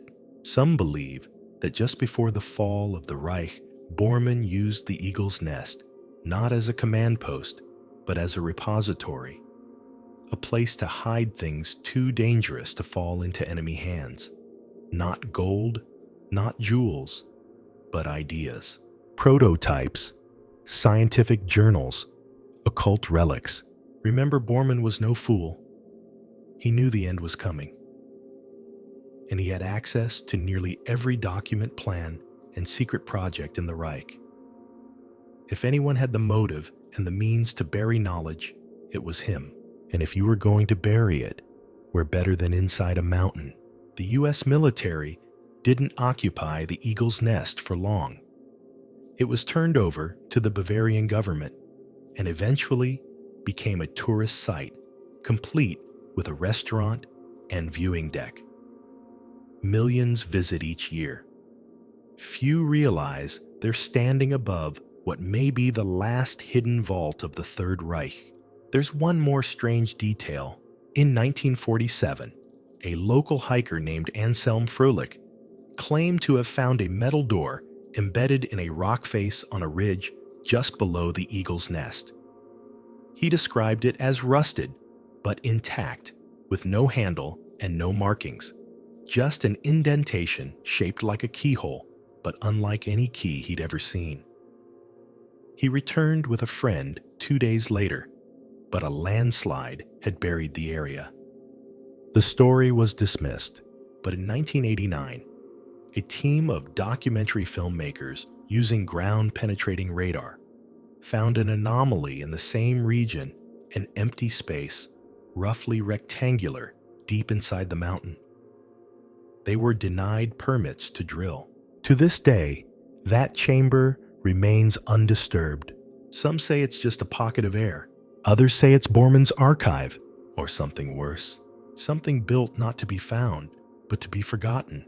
So tonight, imagine the wind howling around those stone walls. Picture the Eagle's Nest silhouetted against the stars, and deep below it, a sealed chamber. Dark, silent, inside a desk, a lamp, a stack of papers, a reel of film no one has ever watched. And on the last page of the final file, the words, für später, for later. High in the Andes, where the air thins and even time seems to breathe slower, sits a town that seems pulled from another century. Alpine architecture, Bavarian bakeries, German spoken on every street corner. This is Bariloche, Argentina. And if you didn't know better, you'd swear you'd stepped into a forgotten village in the Black Forest. But Bariloche isn't just a picturesque town with a fondness for schnitzel. It's the center of one of the most enduring mysteries of the post-war world, because according to numerous accounts, declassified documents, and even statements from former intelligence officers, Bariloche may have been the final hiding place of Adolf Hitler. Yes, that Hitler. Let's rewind. The official story says that Hitler died in Berlin on April 30th, 1945. In a concrete bunker beneath the Reich Chancellery, as Soviet troops closed in, he took a pistol and a cyanide capsule and ended his life alongside Eva Braun. His body was quickly burned, partially recovered by Soviet forces, and later confirmed through dental records. End of story, except not quite. From the moment the Soviets took control of Berlin, the truth got fuzzy. Stalin himself told President Truman he believed Hitler had escaped. The Soviets offered conflicting reports about the remains. No photos were released. No full autopsy was shared with the West. And soon, the rumors began. In the months following the war, Allied intelligence picked up whispers. Nazi U-boats spotted near the coast of Argentina. high-ranking officers disappearing without a trace, submarines that surfaced with no cargo and no logbook. And then there were the sightings. From 1945 to the late 1950s, dozens of people claimed to have seen Hitler in South America, often accompanied by former SS officers, always in isolated regions. Most of the sightings came from Argentina, and most pointed to one place, Bariloche. The theory goes like this. In the final days of the war, as Berlin collapsed, a secret plan known as Operation Feuerland was activated. It involved a series of escape routes, collectively known as rat lines, set up by Nazi sympathizers, secret societies, and corrupt officials in neutral countries. These rat lines funneled high-ranking Nazis out of Europe through Italy or Spain and into South America. Argentina, under President Juan Perón, was openly sympathetic to Nazi refugees. Thousands of them were given new identities, safe haven, and even jobs in government agencies and research institutions. And among those who may have arrived, a man known by locals as the Old German with the mustache. Several investigative journalists and historians, including Abel Basti, have tracked these claims for decades. Basti's work suggests that Hitler and Braun escaped by U-boat to Argentina, arriving at a remote Patagonian coastline. From there, they were flown to Bariloche, where they lived in a secluded mansion hidden in the forest, away from prying eyes. The mansion was reportedly owned by a wealthy German family, built to resemble an alpine lodge.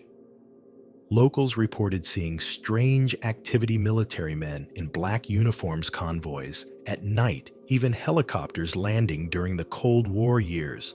There's even a name Inalco House, a sprawling estate by Lake Nahuel Huapi, surrounded by forest, accessible only by boat or seaplane. In 2017, the FBI declassified hundreds of documents relating to post-war investigations of Hitler sightings. Among them were serious leads, credible sources suggesting that Hitler had indeed escaped Berlin and was hiding in Argentina. One memo notes, "There is a possibility that Hitler is located in Argentina," and details witness interviews and follow-ups. Of course, the official line remains firm. Hitler died in Berlin. Case closed. But forensic evidence has only complicated things. In 2009, a team of American researchers was granted access to the skull fragment the Russians had claimed belonged to Hitler, held in their archives since 1945. DNA testing revealed something stunning. It wasn't his. The skull was from a woman, not Eva Braun, either someone younger. If Hitler's remains were never truly identified, then the possibility, however slim, remains open. And Bariloche keeps its secrets. Today, it's a charming tourist hub. People come for chocolate festivals, skiing, and lake views. But beneath the surface, the past lingers. The town has long been a haven for former Nazis. Josef Mengele, the infamous Angel of Death, lived nearby. Erich Priebke, the SS officer responsible for mass executions in Italy, was found living openly in Bariloche in the 1990s. He'd even served as the principal of a local school. When asked how he got to Argentina, Priebke shrugged. Everyone knew the route, he said. So if Hitler had escaped, would it really have been that difficult? There are those who argue he would never have accepted life in exile, that he was too proud, too steeped in myth to flee. But others point to a man cornered, betrayed by his generals, watching his empire collapse and faced with a simple, brutal choice, martyrdom or survival. What if he chose survival? According to some researchers, he lived until the early 1960s, aging in seclusion, carefully managed by loyalists, protected by a network of former SS officers and Argentine officials. Some even claim he died in 1962, buried in an unmarked grave near the lake. Others say he he lived longer still, and that the truth was buried alongside Cold War alliances, CIA agreements, and geopolitical convenience. Because after a certain point, it didn't matter whether he had escaped. What mattered was that he no longer posed a threat. But history isn't just about danger, it's about truth. And the truth, like the forests around Bariloche, may still be hiding in plain sight. So tonight, picture the lake still and wide beneath the moon, a house tucked in the trees, a fireplace burning low, an old man sitting by the window, looking out across the water, not with power, not with pride, but with silence. The kind of silence that only comes when the world believes you're dead. The snow fell in thick, soundless waves, blanketing the pine trees and frozen roads in a hushed white veil. Winter in Czechoslovakia is beautiful, but in 1945, it was also the setting for a wartime event, so brutal, so meticulously orchestrated, that it still sends shivers down the spine. This was Operation Anthropoid, the assassination of Reinhard Heydrich. But what followed his death? That's where the mystery truly begins. Reinhard Heydrich was no ordinary Nazi official. He was one of the most powerful and feared men in Hitler's regime. Head of the Reich Main Security Office, one of the main architects of the Holocaust, and the acting governor of the Protectorate of Bohemia and Moravia. Even among other high-ranking Nazis, he was known as the Butcher of Prague, and chillingly, the man with the iron heart. The Allies knew that to strike a real blow to Nazi morale and to the myth of Nazi invincibility, they needed a target whose death would rattle the Reich. So in December 1941, the British Special Operations Executive SOE and the Czech government in exile launched Operation Anthropoid. Two Czechoslovak soldiers, Josef Gabčík and Jan Kubiš, were parachuted into the countryside. They traveled across Nazi-occupied territory, lived off the grid, and trained in secret with the help of the local resistance. On May 27, 1942, as Heydrich's open-top Mercedes wound through the suburbs of Prague, the two men made their move. Gabčík stepped in front of the car with a Sten gun which jammed, but Kubiš threw a modified anti-tank grenade which exploded near the car door. Heydrich was wounded badly. He died 8 days later from sepsis. It was the highest-level Nazi assassination of the entire war. But while history records Heydrich's death as a singular event of resistance, what unfolded next remains darker and stranger. Because something else vanished that day, a black leather briefcase said to have been locked in Heydrich's car. Multiple eyewitnesses noted it. One said it was carried away by SS guards during the chaos. Another claimed the resistance took it before the Nazis arrived. Its contents unknown. But those close to Heydrich knew he didn't travel without certain items. He was deeply involved in secret programs, both political and scientific. Some believe the case held blueprints for Nazi special weapons, possibly related to radar jamming energy experiments or even early atomic work. Others say it contained documents about Die Glock or the Bell, the fabled anti-gravity device believed to have been tested in Poland. But the most persistent rumors say Heydrich was carrying something else entirely, a list, not just of Czech resistance members, but of collaborators in allied nations, businessmen, politicians, and even royals who had quietly cooperated with Nazi officials, hoping to hedge their bets or profit from the war. The existence of such a list has never been proven. But after Heydrich's death, a wave of strange disappearances swept through Prague and Berlin. Mid-level clerks, accountants, and aides-men who might have touched such information vanished. Officially, they were reassigned, killed in bombings, or transferred to the Eastern Front. But the timing was too clean. So where did the briefcase go? Some claim it was buried with Heydrich, though this seems unlikely, as the SS would have considered the documents too important to enter. Others suggest it was intercepted by Czech resistance fighters and sent to London, where it vanished into the black vaults of MI6. There's even a theory that the briefcase never left the country and still lies hidden in a sealed cache beneath the Church of St. Cyril and Methodius, the site where Gabčík and Kubiš made their final stand. After the assassination, the Nazis retaliated with horrifying speed. Entire villages were erased, Lidis and Ležáky wiped off the map. Over 5,000 people were arrested. The assassins and their supporters were eventually cornered in the church's crypt after weeks of manhunts. There in the darkness, with Nazi soldiers pouring in grenades and machine gun fire, the resistance made their last stand. Some were killed. Others, including Gabčík and Kubiš, took their own lives rather than be captured.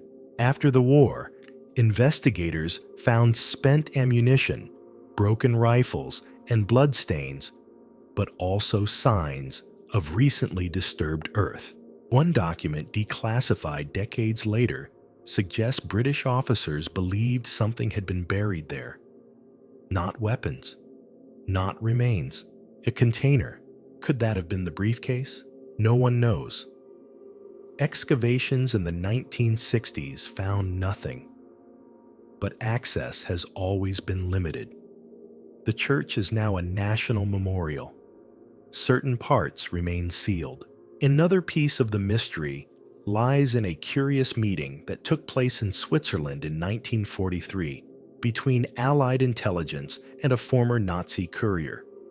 He claimed to have knowledge of Operation Requital, a follow-up plan Heydrich had been orchestrating before his death.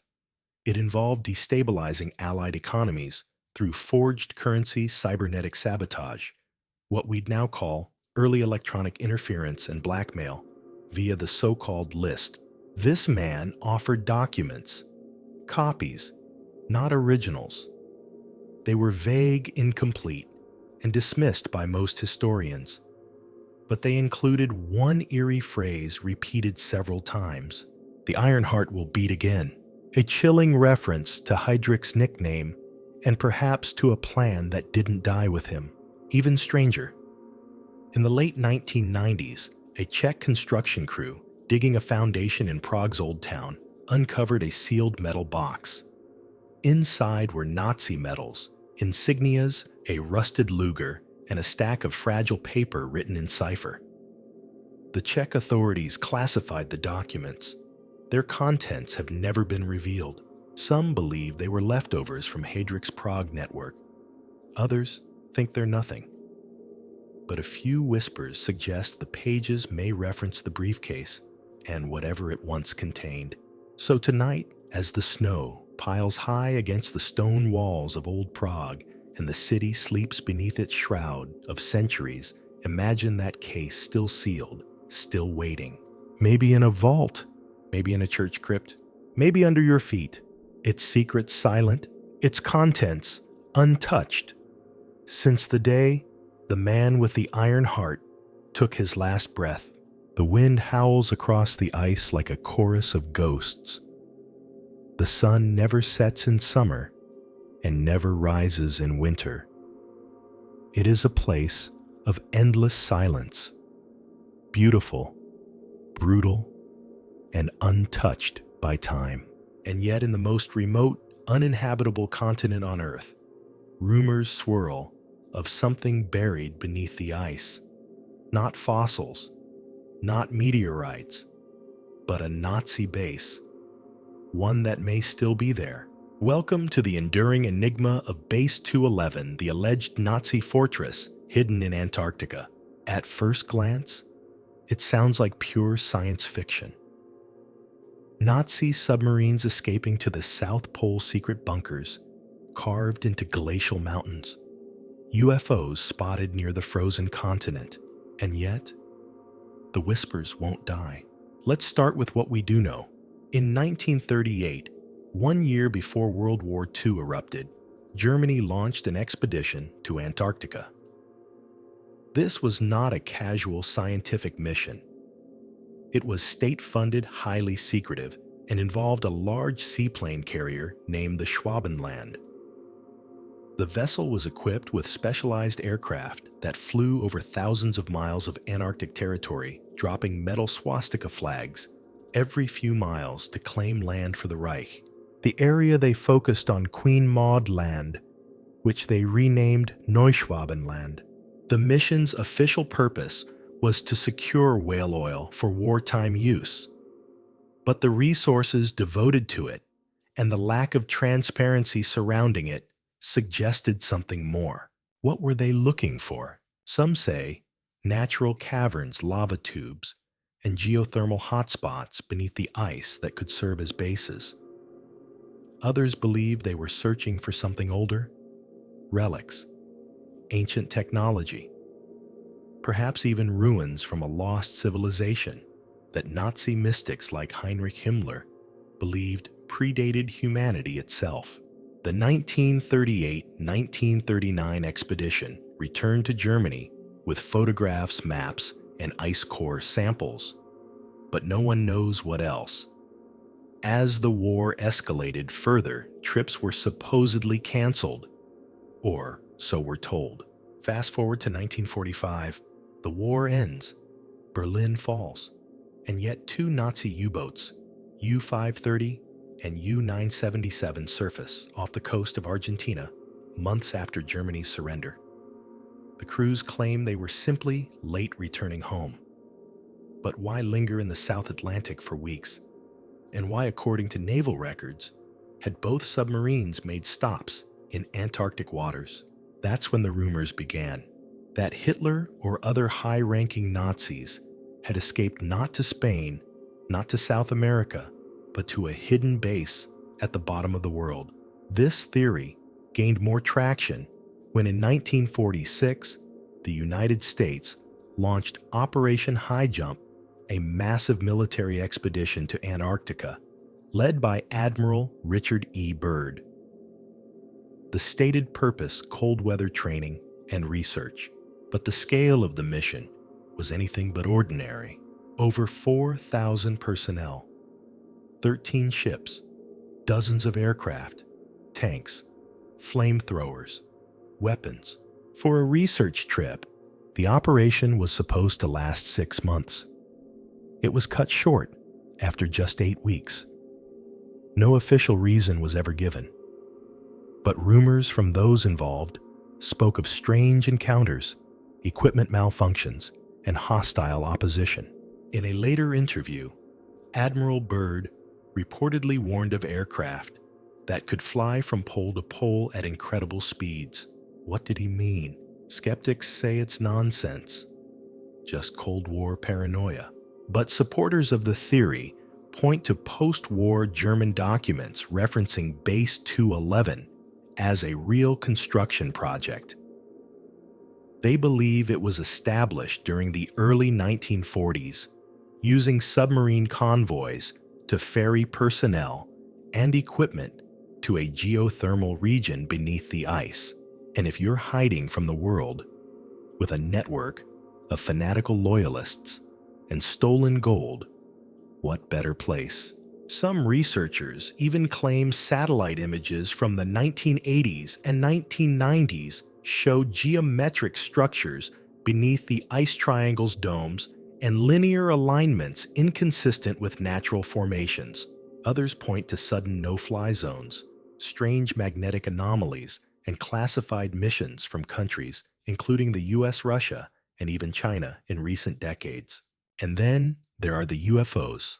Beginning in the late 1940s, reports of unidentified flying objects increased dramatically, particularly over the poles.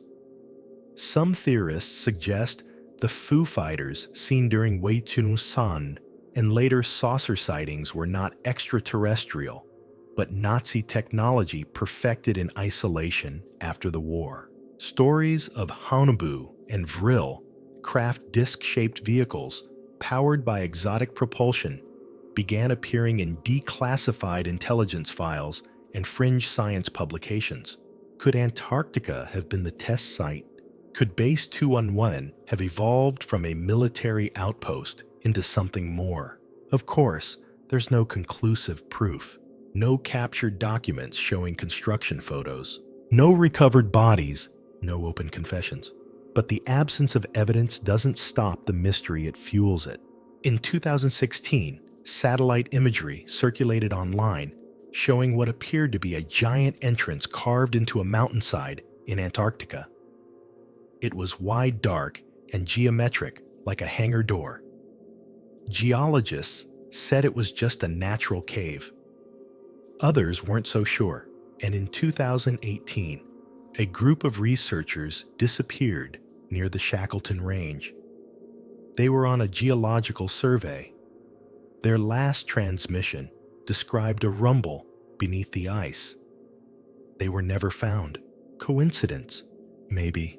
But the legend of Base 211 remains one of the most enduring tales of WW2's shadow legacy, a blend of conspiracy, abandoned science, and humanity's hunger for hidden truths. Whether or not it exists, one thing is certain: someone wanted the southernmost continent shrouded in silence. So tonight, close your eyes. Picture a mountain range of ice where no road leads and no echo returns.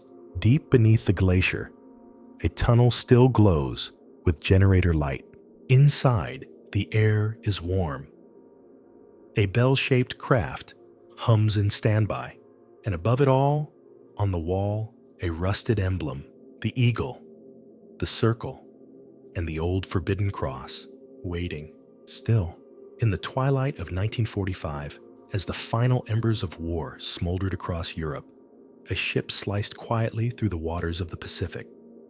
It carried no guns, no flags of victory, no cheering crew. What it carried was far heavier, a box plane sealed and humming with an invisible power that could erase a city in seconds. This was the USS Indianapolis, and its story is one of the most tragic and haunting events of World War II. Not just because of what happened to her crew, but because of what the world was never told. You've heard of Hiroshima, you've heard of the bomb, but you may not know that the Indianapolis was the ship that delivered the bomb's core, and that days later, she was left adrift, broken and bleeding, in the middle of shark-infested waters. Her distress call was ignored. Her mission was silenced. And the truth of what happened to her crew didn't surface until it was far too late. Let's go back. In July 1945, the war in Europe was over, but the Pacific raged on. The United States had developed a new weapon, one so powerful it could end the war instantly. The atomic bomb created under the veil of the Manhattan Project was ready, but before it could be used, it had to be delivered. Enter the USS Indianapolis, a Portland-class heavy cruiser, fast and reliable. She was chosen to secretly transport the uranium-235 core and bomb components for the weapon that would become Little Boy, the bomb dropped on Hiroshima. She left San Francisco under strict orders: no escort, no announcements. The cargo was top secret, even to much of the crew. On July 26th, the ship successfully delivered the parts to Tinian Island, the staging ground for the atomic strike. Mission accomplished, but what came next turned victory into horror. After dropping off the components, the Indianapolis set sail for Leyte in the Philippines. It was a routine voyage, no one expected trouble. But in the early hours of July 30th, a Japanese submarine, I-58, spotted her. 2 torpedoes struck the ship amidships.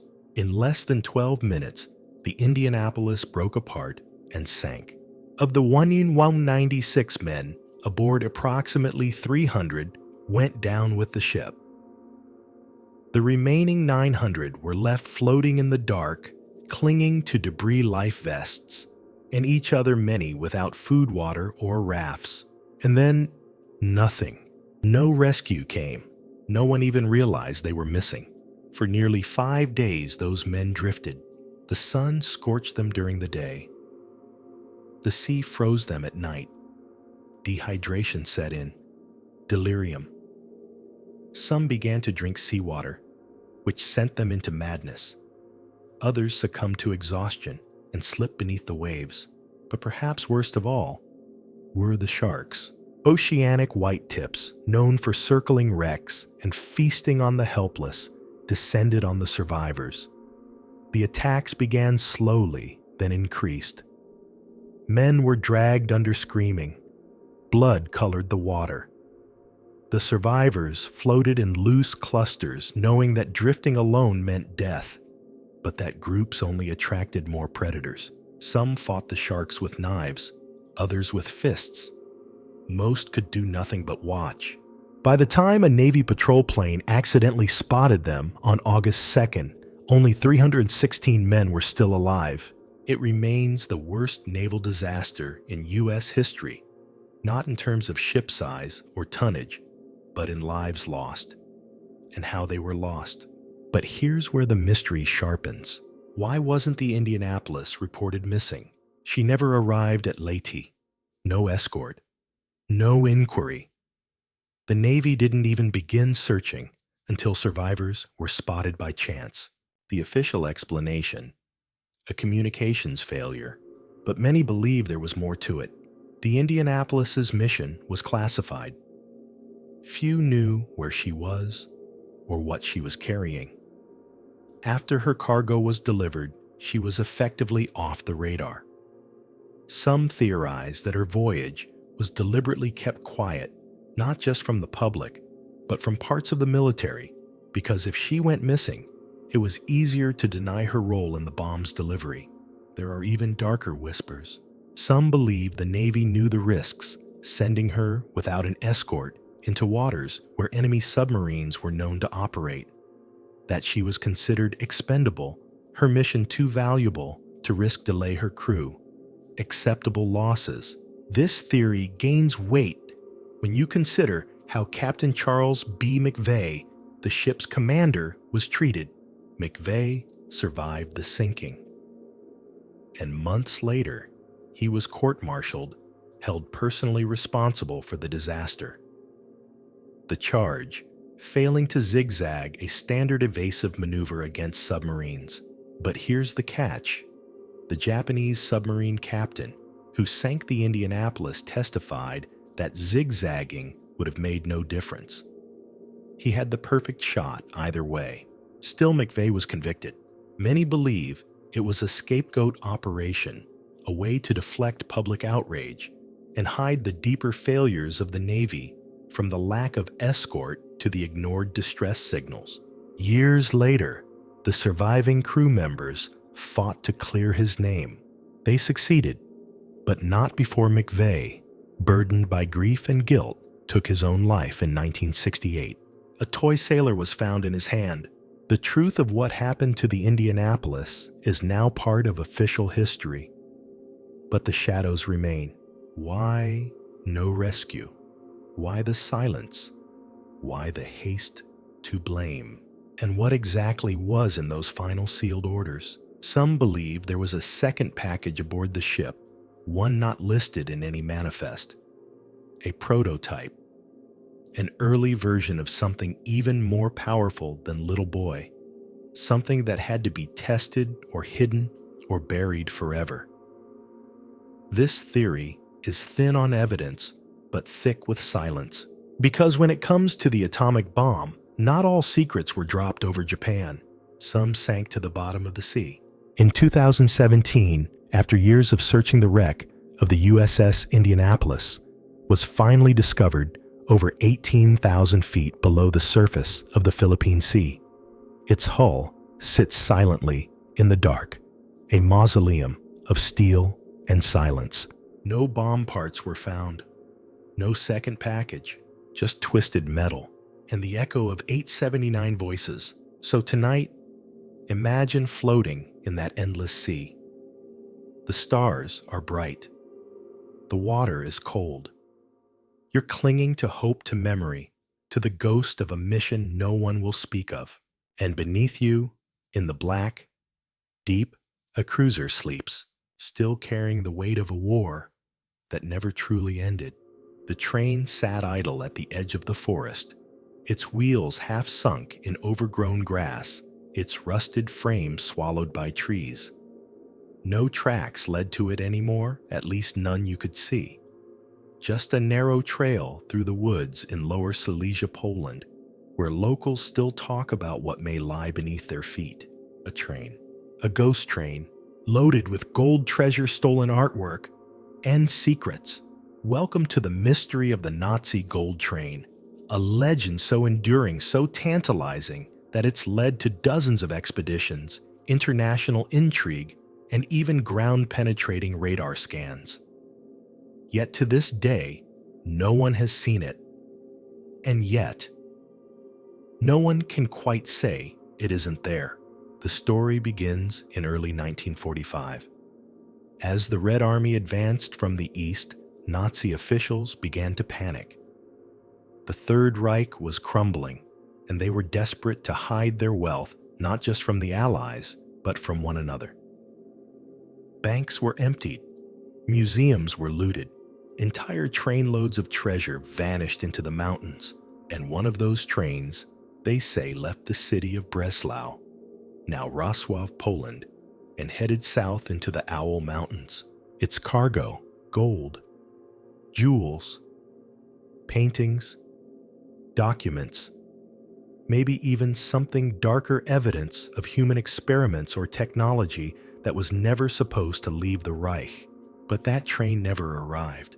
There was no record of its destination, no manifest, no survivors, just stories passed down through frightened villagers, and a growing sense that something had been sealed away beneath the mountains, behind false tunnels under concrete and silence. In the decades that followed, the rumors grew. Locals spoke of entrances to sealed bunkers, workers who disappeared while digging tunnels during the war, strange lights seen deep in the forest. One story told of a man who found an iron door. While hiking in the 1970s, he never found it again and died in a car crash just weeks later. But the legend didn't explode into public consciousness until 2015, when two treasure hunters from Poland, Andrzej and Piotr, announced they had found something incredible. Using ground-penetrating radar in the area near Wałbrzych, they claimed to have located a 100-meter-long object buried beneath a hillside beside an old railway track. It had all the hallmarks of a train parallel anomalies, like axles, metallic signatures, and a uniform, elongated shape. They were confident. They believed they'd found the Nazi gold train. The Polish government, faced with global media attention, issued a statement urging caution, but also assembled a team to investigate. For a brief moment, the world held its breath. Was the myth about to become real? Excavation crews arrived. Journalists flocked to the site. But as digging began, things got strange. The site was unstable. Landslides disrupted the work. Equipment failed. Radiation detectors gave off minor readings, nothing dangerous, but just enough to make people uneasy. And then they found nothing. No train, no tunnel. Just natural rock formations, jumbled soil, and a whole lot of disappointment.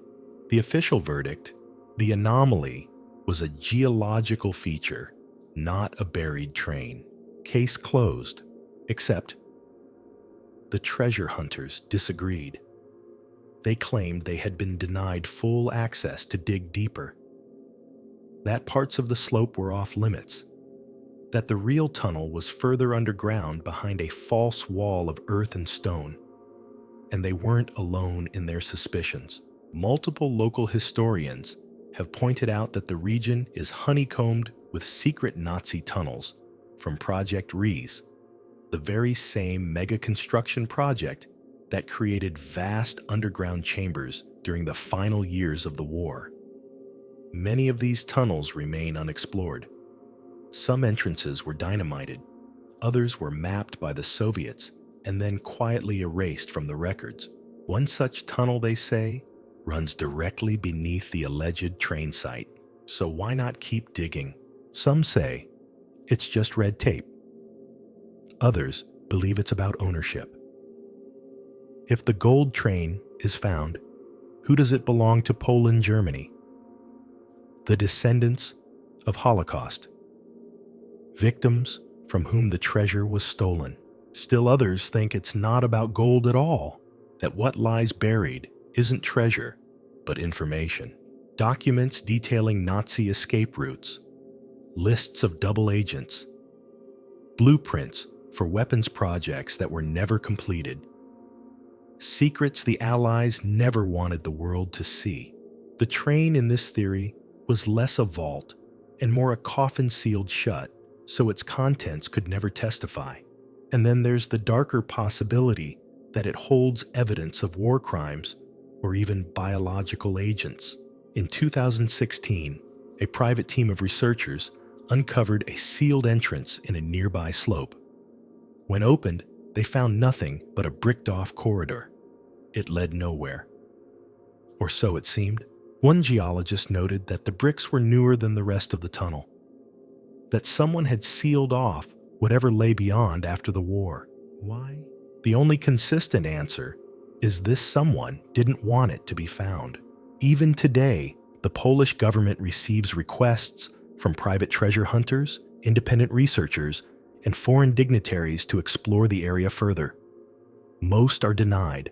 The official explanation: environmental preservation, risk of collapse, historical site protections. But the mystery remains. If the train isn't there, why won't the story die? Because legends like this, legends built on war gold and secrecy, don't disappear easily. They take root in the landscape, in the people, in the long, cold silence of the mountain. And in the back of every explorer's mind is this: what if it's real? What if 30 feet below the forest floor, a rusted train still sits in the darks, its windows blackened, its doors welded shut, and inside, stacked floor to ceiling, gold bars, oil paintings, crates marked with swastikas, and maybe, just maybe, a locked box labeled only. Berlin, 1945. Confidential. So tonight, as the wind rustles through pine trees and the forest exhales another century, imagine standing on that hillside. You place your hand against the cold earth, and beneath it, something waits. Steel, secrets, and a story no one was supposed to find. You'd never notice it if you weren't looking for it. Just a quiet, tree-lined lake nestled in the Austrian Alps, flanked by snow-dusted peaks and still waters. The sort of place where hikers stop to rest, where postcards are sold, and where the reflection of the mountains flickers like a half-remembered dream. But Lake Toplitz is no ordinary alpine retreat, because somewhere beneath its cold, ink-dark surface, so the stories go, lies the last unclaimed treasure of the Third Reich. Sunken gold, forged currency, secret documents, and perhaps, just perhaps, a truth too dangerous to surface. It began in the final months of World War II. Germany was collapsing. Cities were burning. Borders were redrawn by fire and surrender. And amid the chaos, high-ranking Nazis moved swiftly to erase their trail, literally burying the evidence. Lake Toplitz, deep in Austria's Salzkammergut region, was a perfect hiding spot. Remote, surrounded by cliffs, nearly impossible to approach without being seen, and crucially, very deep. Nearly 100 meters, over 300 feet of icy water, followed by a dense oxygenless layer of rotting wood pulp at the bottom, preserved from centuries of logging and runoff. Anything that sinks through that layer becomes entombed forever. According to multiple post-war testimonies, in the spring of 1945, a convoy of SS officers arrived at Lake Toplitz with crates, dozens of them. Witnesses from the area reported seeing trucks parked along forest roads, soldiers unloading heavy wooden boxes onto boats, and then watching as those boats were rowed to the center of the lake and emptied. One local woodsman claimed he heard gunfire the next night. He didn't return to that trail for 30 years. What were they hiding? The most well-supported theory involves Operation Bernhard, a Nazi counterfeiting operation designed to destabilize the British economy by flooding it with fake banknotes. At its height, the project produced millions of pounds in forged British currency, printed so perfectly they were nearly undetectable. Much of that counterfeit currency was hidden at Lake Toplitz, and in the 1950s, some of it was found. Divers retrieved sealed boxes filled with crisp, fake pound notes, still dry and perfectly preserved. But there were also signs of more. Fragments of crates, rusted weapons, encrypted documents now too degraded to read. And beneath that, silence. Further diving was difficult. The deeper you went, the murkier it became. And at the lake's bottom, where the wood pulp begins, visibility drops to zero. It's like swimming through black soup. Equipment fails. Tethers snap. More than one diver has never returned. Still, the rumors persisted. Some said gold bars were sunk with the counterfeit bills, Nazi reserves, or private fortunes stolen during the war.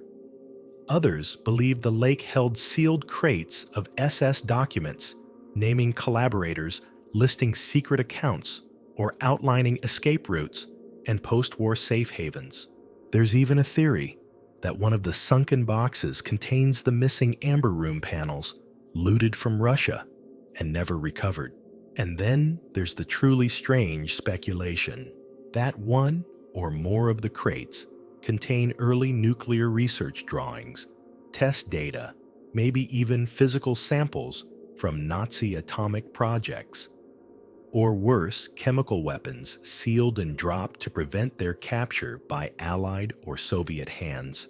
In the 1960s, a West German magazine reported that U.S. intelligence had covertly dived Lake Toplitz using private contractors and deep-sea suits.